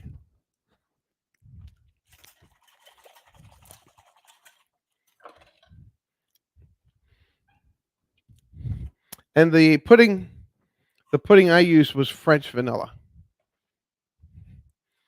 I used French vanilla pudding. So we have Dolly Parton's banana pudding cake that we are not using. We're not going to be using the sliced bananas, the vanilla wafers, and heavy whipping cream to make a different icing. So let's talk about how do you dirty ice a cake. Okay, so if you look at this picture on this cake wheel, they show you a picture. Let me show you this. See how the cake has icing here, but nothing here? That's called dirty icing. So what you do is most decorators will dirty ice a cake first, especially a cake that they're making specifically for a wedding or an anniversary or a special birthday cake. And they'll dirty ice the cake. They'll let it sit aside. It'll get like a thin skin on it, and then they'll come back and put regular icing over top of that, and then it just adheres much better, and they can just smooth it out.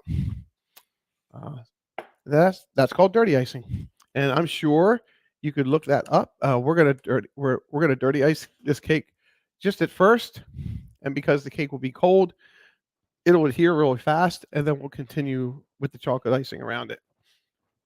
What I'm going to do now is I'm going to take my chocolate icing. I'm going to take my chocolate icing and my spatula. Where is my spatula? There it is. Let me wash this spatula up right quick.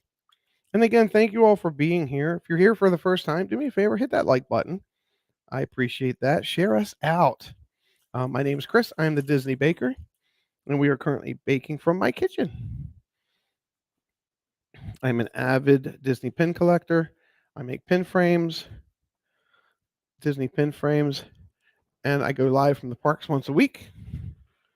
which we've really started doing, which is turning out to be a lot of fun. And I make videos and shorts. And I'm missing my chat here. So sorry, chat. Hey, Tammy, how are you? Fruit peel. Oh, Tammy had a fruit peel. That's right, because that was close. So what we had, let's go back down. Let's look at that. What we talked. We got cooked apples. That was close. So sparkly pink diamonds got it first, and then we said banana peels was close. KDY and 100 Acre Wood and fruit peel. So we'll go. Well, that was close enough. Good for banana bread. You gotta be. You no doubt. It's a delicious, like crumble layer. I always mess that up. Yes, same. Yes. Your cake layers sometimes can get that way. They'll pull the crumb off the side of your cake. If you're making, all right. So let me address that. Sparkly pink diamonds. Let me address that. So if you're making your own icing, set some icing aside. Set some icing aside. However you're making your icing, if you're using milk or if you're using water, however, take that icing set aside, add a little bit more moisture to it, whatever your moisture is. It'll help you get that crumb coating, dry, dirty icing. Crumb coat it, exactly. Get it on there and let it sit for a bit. And that will help when you're doing your other icing. That will help that not pull your crumb off. And again, the way you're using your spatulas, don't ever pull a spatula, and I'll show you later, say if this is my cake layer, don't ever pull a spatula off of a cake straight up. Always tilt your decorating knife and come off at an angle. When you come off straight off, sometimes it's going to pull those crumbs right off with it. So what I'm doing now is I'm going to go ahead and put my chocolate icing in a bowl, and I'm going to add some air to it. And we're going to leave that there. And I'm just going to, this is one of my mother's beautiful old Hall's Superior, just pieces of china she had. So I'm just going to start adding some air to that. And I want to get this consistency. And when you're adding air, you're adding friction. And friction to icing is heat. And heat is a good factor because you have your shortenings in there and your oils in there, and you add heat to that, and it makes it more pliable. So get your icing out. If you're using store-bought icing, which we are, only because it was in our gift bag. So our gift bag that we won from dance the other night had a whole bunch of stuff in it. It had these two items in it, the popovers.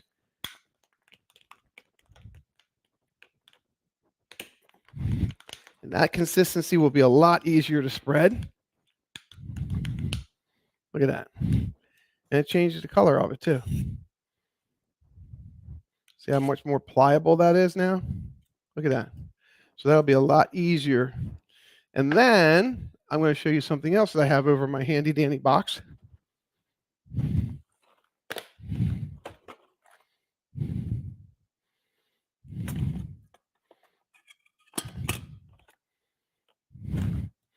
This is called a speed icer.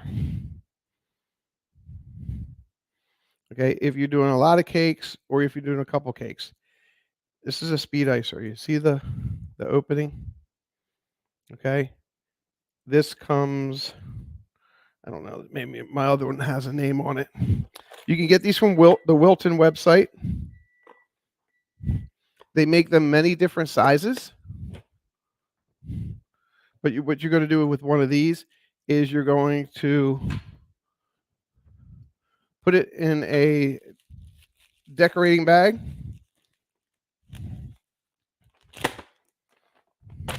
That timer was for the freezer, letting me know that, where are my scissors? Letting me know that my cake layers need to be checked.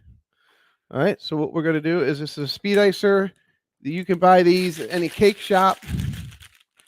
Okay, go like this, open them up, put your hand down in here.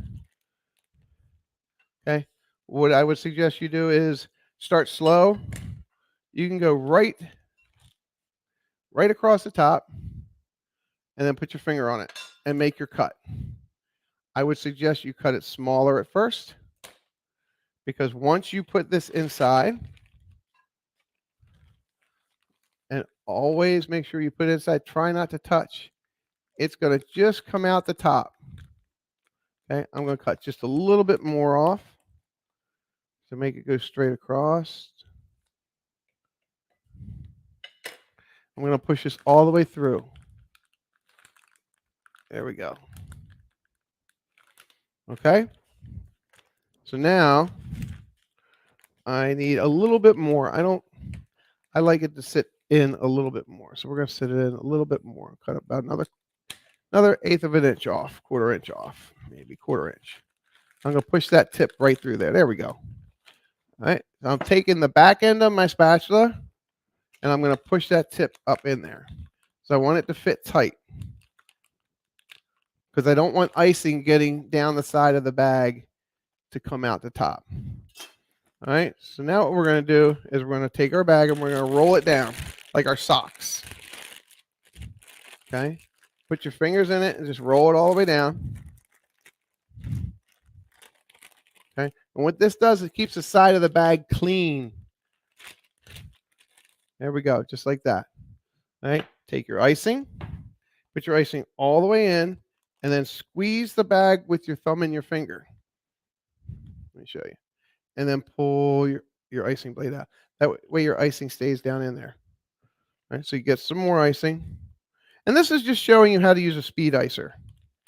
Open your bag back up, put your icing down inside, squeeze it, and pull your icing blade out. And this is just to show you how to use a speed icer. We were talking about crumb coating and dirty icing, and we'll use this icing for that. Now, what I don't want to do is get a hole in any part of my bags. So I'm going to just see how nice and clean the side of that bag is. All I'm going to do is I'm going to pull it up. Just like that. Now, if this doesn't work for you, get yourself maybe a flower vase or something, and put this in a flower vase, and then if your hands can't hold it, then roll this back over the flower vase and then fill it that way. That way it'll stay up. Not everybody has the same ability using their hands as everyone else. You're going to close this off. Just keep twisting it, like if it's a loaf of bread, to keep your icing down at the bottom until it starts to come out. And we're going to stop right there. We're going to fold it over, and we're going to let the icing sit on it. All right. So we have our filling. We have our icing we haven't used yet. We have our icing we have used. And now we're going to grab our cake layers from the freezer of love. All right, we have this one. And this has been about 20 minutes. My 18-minute timer went off a while ago. So we'll still go ahead and we'll get a temperature from the dead center of the cake. 83 degrees. This is perfect. Fantastic. We're not over 100. Okay, so what we're going to do is we're going to go ahead and we're going to grab this one. Okay, and we're going to put it just like that. Okay, I thought about trimming this off, but I'm not going to, because this is going to be really moist with this filling. Okay, so we're going to use that one for the base. What I am going to do, though, is I'm going to take a little bit of icing. Okay, I'm going to put it in the center of my cake, just like that. Okay, and now what I'm going to do is I'm going to set that right in the center. There we go. And that's going to help that stay there. Okay, so now what I'm going to do is I need a little bead of icing around the edge to hold in the filling. So I'll get myself another bag.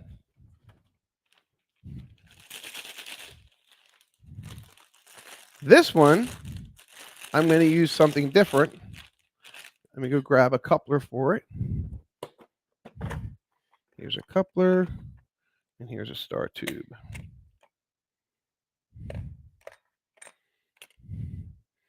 Mm-hmm. 24. Nope, not that one.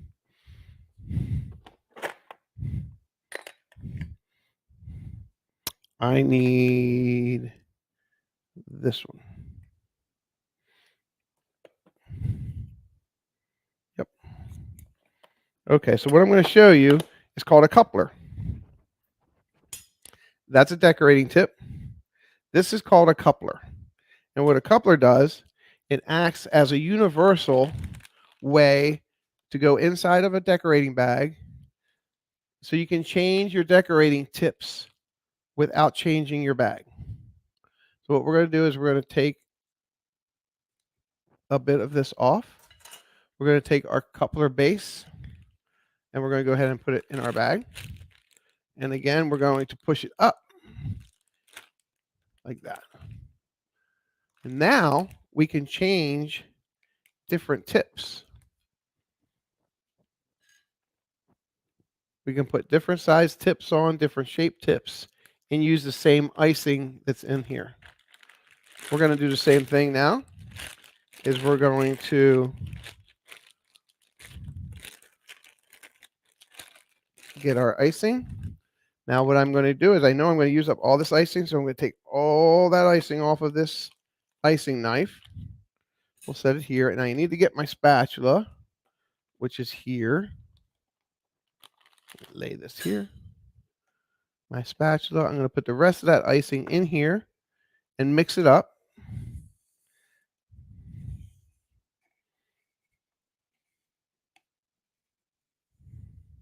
And your ingredients aren't cheap, so make sure you get as much as you can out. Take the extra time. See, I leave nothing in there. I am a bakery miser.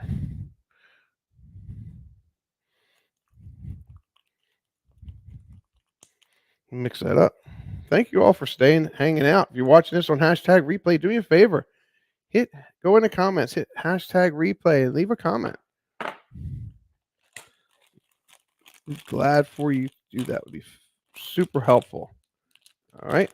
Again, I'm trying to leave all my icing in the lower part of the bag as possible. This is where it tends to get messy.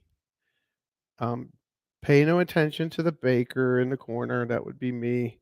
I've been doing this for years, so I work very clean. Okay, and that is the rest of that icing. So I'm just going to take some of this. I'm not going to be able to get that into the bag, and I'm just going to wipe it across the top of my cake. All right, we'll set this over here. I have a lot of cleanup to do. I wonder if my helper would help me do that. No, just use the dishwasher. All right, let's go into chat real quick. See if anybody else popped in.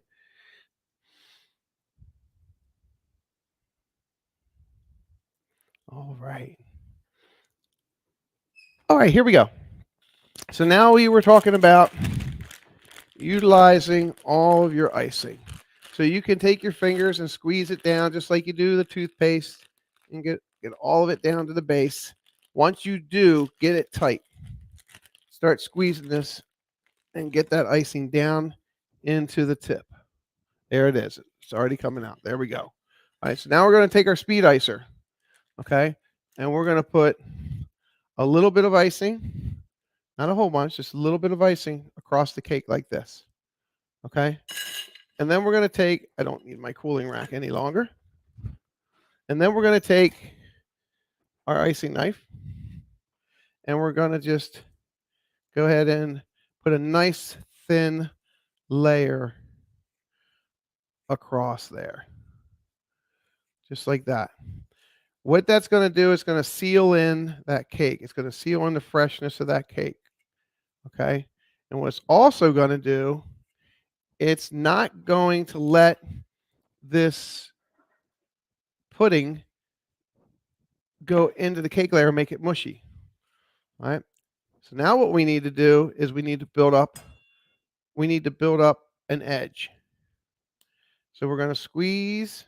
When I use a pastry bag, I always I hold my thumb and my finger here tight, and then I turn my bag to keep all that icing down inside. And then what I do is kind of like milking a cow. You know, you squeeze slowly. And I want to get a nice little border up. And that's going to keep that pudding from escaping out the side of the cake. If you ever wanted to know how they did that, that's how you do that. Okay. Again, I'm going to cheat. I'm going to use one of my scoops. And I'm going to put that much in there. Now, I'm not using my icing knife that I used here. I purposely got myself another one. So now what I can do is just smooth that out. Now think of it as being sliced. You don't want that layer to move too much, okay? So you don't want it too thick. And you want to push that right out to the edge to where your border is, your icing border. Okay? And you can actually, when you stand over top of it and look at it, you can see how thick it is. If you can see the icing of the cake through it, you're a little light. You might want to add just a little bit more.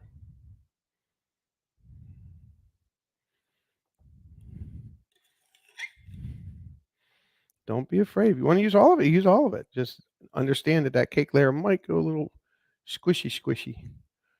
All right, there we go. All right, we'll set this here. So now what we're going to do is we're going to take the additional cake layer the exact same way. Okay. Notice how I turned the cake over in my hand and peeled the screen off. What that does sometimes, if you go to pull the cake, sometimes your cake may break, or it may take that bottom skin off, which again may give you crumbs. So put over your hand and peel that off nice and easy. All right. So now we're good to go. All right. So now what we're going to do is what we talked about before. We're going to put a thin layer of cake here. I'll move these out. And you don't have to have, I'm going to show you, you don't have to have let's use this. You don't have to have a cake spinner like I do. Okay, you could just put your icing like this. And remember, this isn't going to be very thick. And then you can just spread it. And again, remember what we talked about, not lifting your icing knife off. Bring your icing knife to the edge and peel it up, turn it up like wings of a plane. Never lift it straight up. And all we're doing is putting a little thin layer of chocolate icing there. Okay. And now we're going to pick this up and put it upside down on top of that one.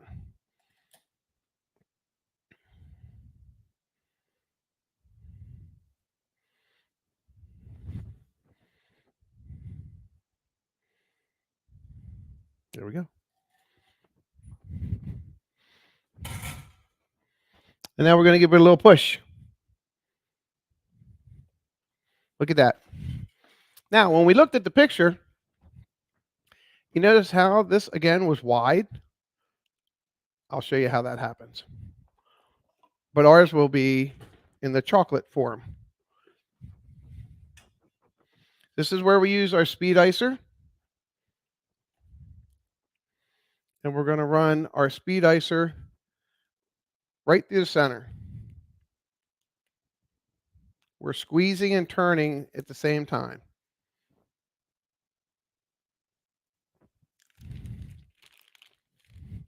And again, I only had one container of chocolate icing, and it's going to work. I'm just really squeezing this out to get every little bit of chocolate icing out of it. And I'm pushing it in this tip. As you can see how it just makes a big blob. That's okay. Get all your icing out. Use all your icing. There you go. Okay, now spatula. This is called a bowl spatula. All I'm going to do is I'm going to set it flat on the bottom here, and I'm slowly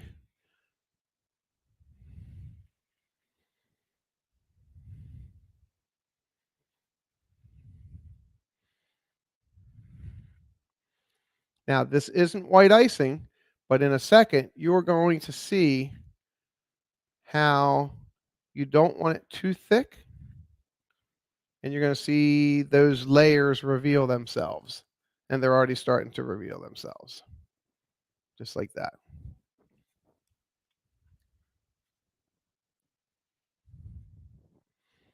Now, once you get icing on a cake, the cake is dried, the icing is moist. It's going to start taking effect right away. Within minutes, it's going to start taking effect. That side of that cake is going to start to get moister. So as you continue to pull, it may start tearing your cake layer. So you have to be gingerly with it. I'm going to go ahead and put this on the top because I don't need it on the side anymore.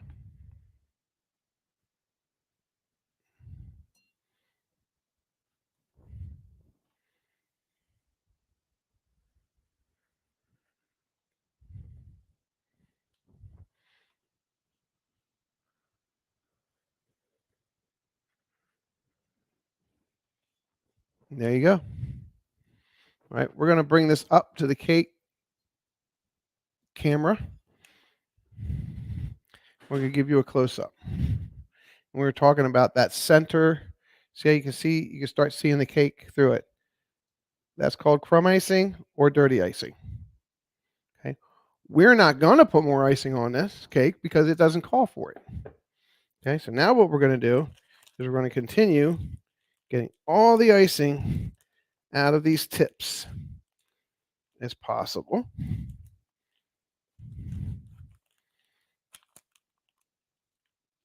Once again, I don't like the waste.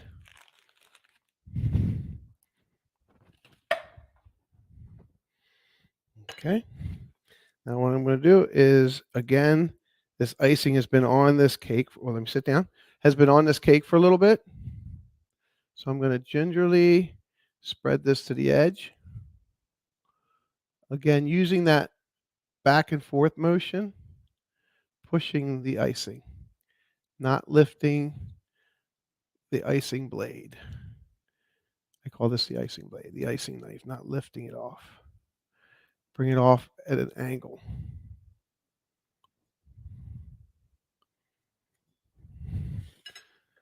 You're not going to be able to see me, but if we go double camera,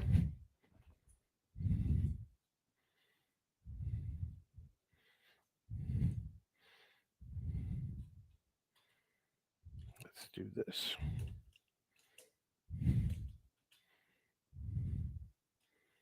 And you can get a better idea. No frosting left behind. No doubt, Dawn. That's a fact. All right, we're going to just move this up forward. I'm getting a little bit of feedback, but hopefully you guys aren't. But if you are, I apologize. And we're going to go down scope.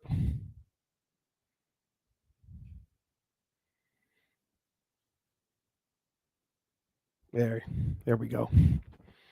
I like we were talking about earlier. Once I get monetized, everything that I'm using to do all my productions, a lot of this I had from things I've done previous, other than the new laptop. But the lighting and the wireless microphone I did when I used when I was a mobile DJ, which I still use as a mobile DJ. But I will, as people continue to support the channel, I'll be able to get some other equipment, some other cameras. I'm definitely looking at a different microphone system, even though I have the one that I currently have. And editing software, all that good stuff. But Until then, we're just going to keep baking as we bake. All right. So now what I'm going to do is I'm going to go around this edge. Have enough lighting here? Here, let me see if I can add some more lighting. Maybe that helped a little bit. We're going to go ahead and put a bead of icing right around this edge, just because I like my edges to be nice and neat. Oh, nope, that's pudding.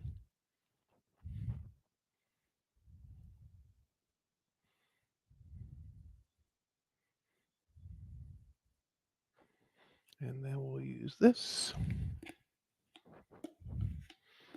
Always clear your icing blade, meaning if you don't clear the icing off of it, it will drag back down onto your cake. Okay, so they got a little bit of icing. I'm just going to put it right in here. And now what I'm going to do is I'm going to come across my cake. I'm going to lay my blade flat, and I'm going to come across.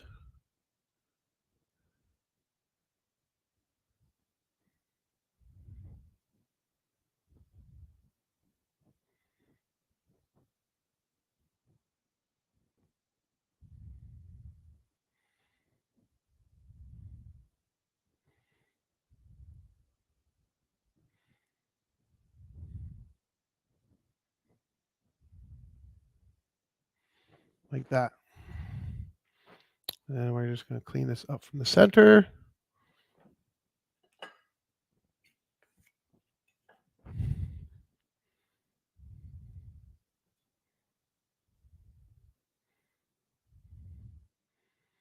You wonder how everybody gets their cakes nice and smooth. This is how they do it. Some people like to use wet paper towels. I prefer to do this. All right, so now what we're going to do is let's divide the cake up.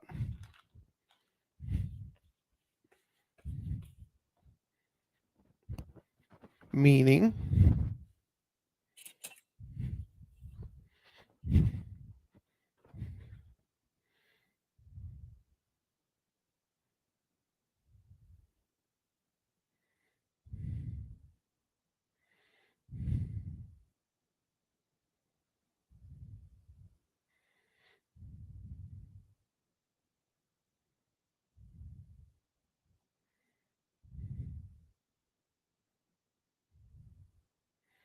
there you go. We'll set this here. As you work around, you work your station the way it's comfortable for you.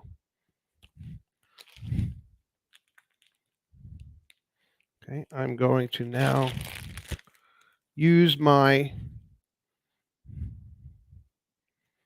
decorating tip. I'm going to put a rosette in the center.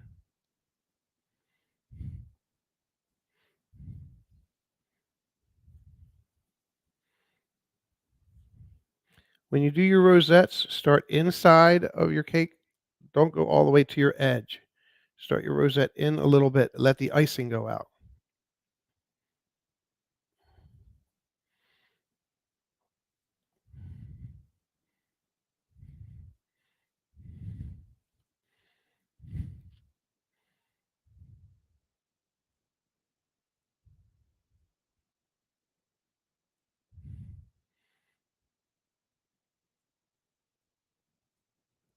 Again, it's practice using an icing bag, the right amount of pressure, squeeze, release, squeeze, release, squeeze, release, squeeze, release, squeeze, release.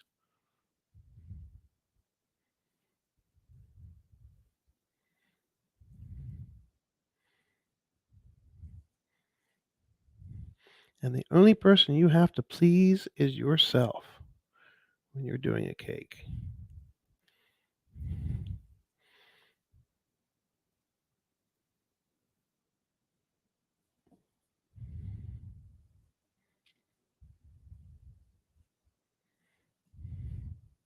There you go. Now, if you wanted to do something else, let's see, we have enough icing. we could put something like that.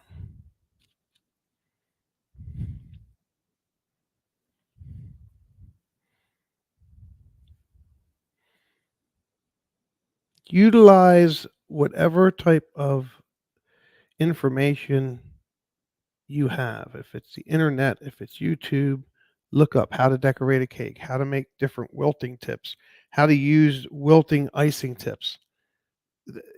All that information is out there for you. It's literally right at your fingertips. There are decorators out there. I mean, I haven't decorated a cake in 8 years, 6 years. No, that's not true. I was at Sam's Club, but okay, so now what I'm going to do is I'm going to pick the cake up. You know what? I do have a cake plate.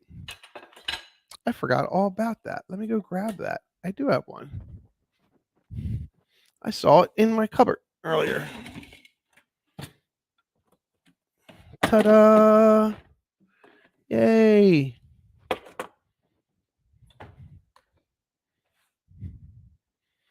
Yes.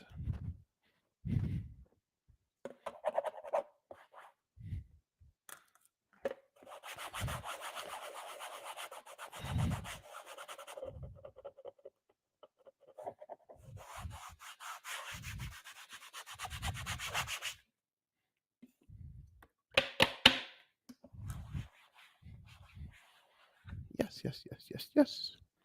Cake plate. All right, so now I'm going to come in an angle, put my blade down under till I hit the center of the cake. Once I hit the center of the cake, I'm going to lift up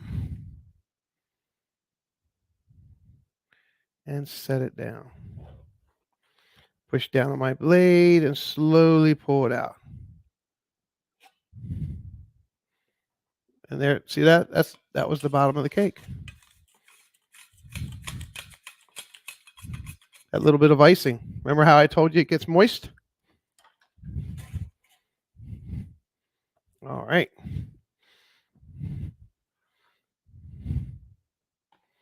And there we go.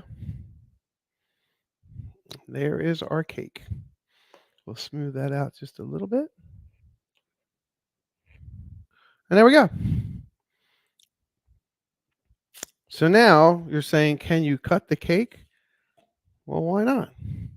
Let's cut the cake. Does everybody want to see me cut the cake? Who wants to see me cut the cake? Are we cutting the cake or not?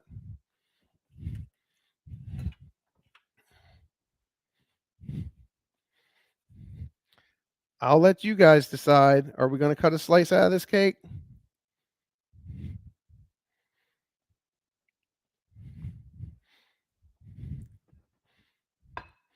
Yes, we are. I kind of figured that. Yes, we are. Yes. Yes, yes, yes. All right. Let me get my cake knife. All righty.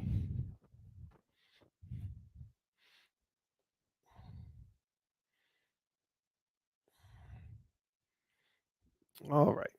Cake knife. Cake top. Cake plate. All right, here we go. See what you guys get to see? See all this messy stuff? Look over here. It says you got to see all my messy stuff. I normally hide all that, but what the heck? We've all worked in kitchens before. Oh, turn my light off. All right, here we go. All right, here we go. You should take a picture first. Oh, see, somebody's thinking. That's a great idea. I should take a picture first. I'll do that. Thank you. Let's see. I need a better background. There's a good background.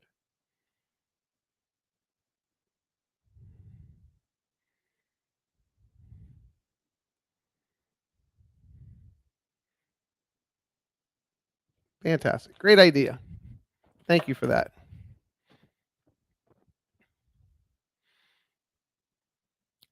We need to see a cross section. I love the small pieces, please. Okay. All right. All right. That was a great idea, Dawn. Thank you, Contessa. All right, here we go. Here we go. Now, it's a moist cake, so let's be prepared. We're going to go straight down. Ooh. Okay. So that's all on my spatula. I want to get that off of here.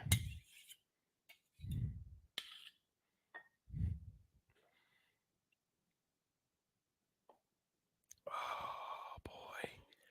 Okay. Now we're going to go underneath. Oh, wait a minute. I think I have a spatula just for that. I bet I do.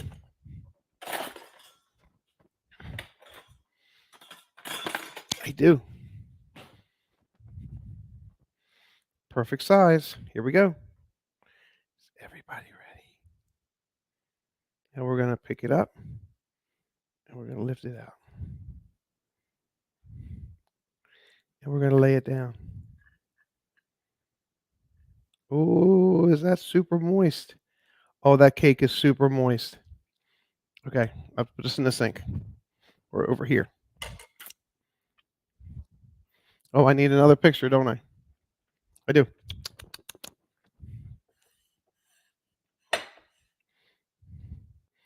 You all want to see it, don't you?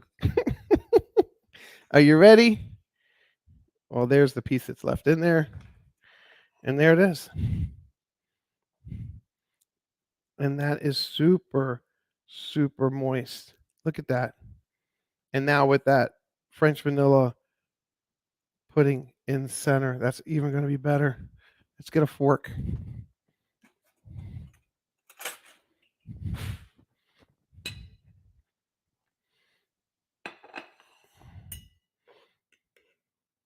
We've got to take that.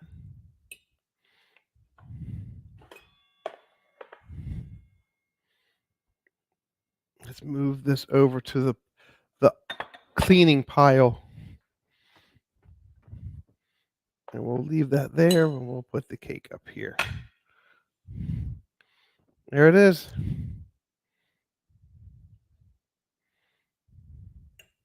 I gotta taste it. I gotta taste it. I gotta taste it. Oh my goodness.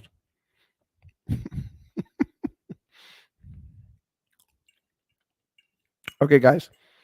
Everybody go, mmm. Oh my goodness.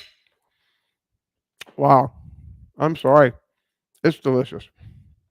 Wow.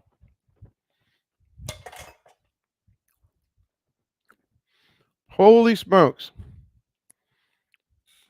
That is absolutely delicious.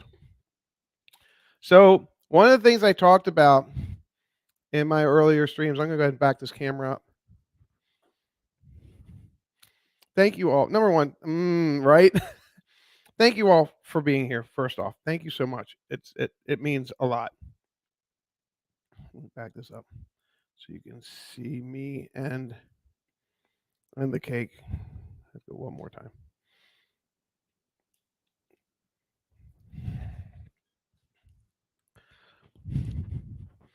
It means I want to give back, and this is my way of giving back my 40 years of baking.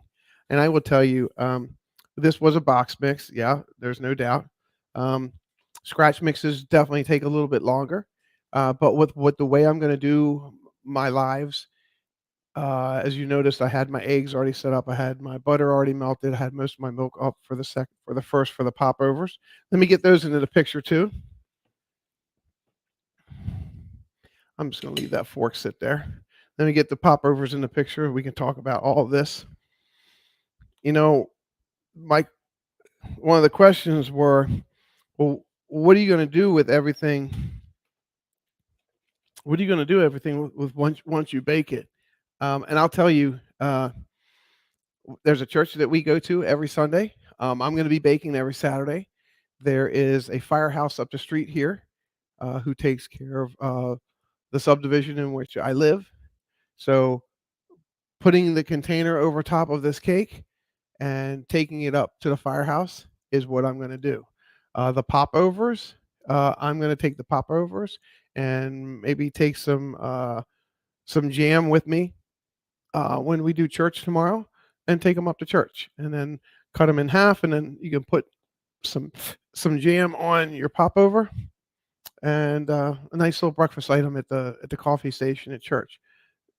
When I do my 24-hour bake, those items that I bake on my 24-hour bake will be thought of how I can package them and send them, and we'll be doing live auctions during my 24-hour bake for those items to raise money for those specific charities that I'm going to be supporting.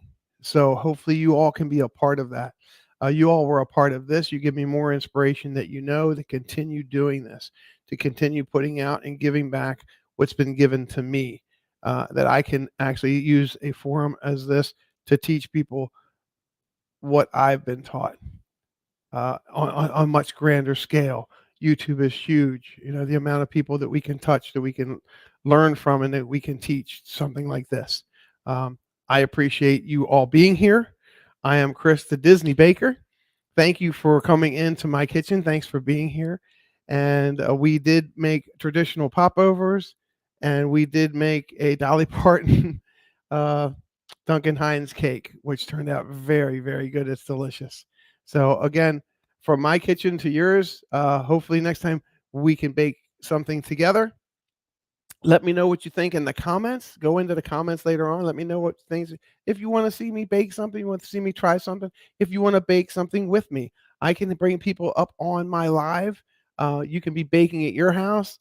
Tina knows that, and Joy knows that, and I can be baking here, and we have multiple people baking the same thing at the same time. If you'd like to be part of that, let me know that in the comments. Also, we appreciate your support. And again, as a shameless plug, we could use some more watch time on our videos. So if you have some time to watch some of our videos, please.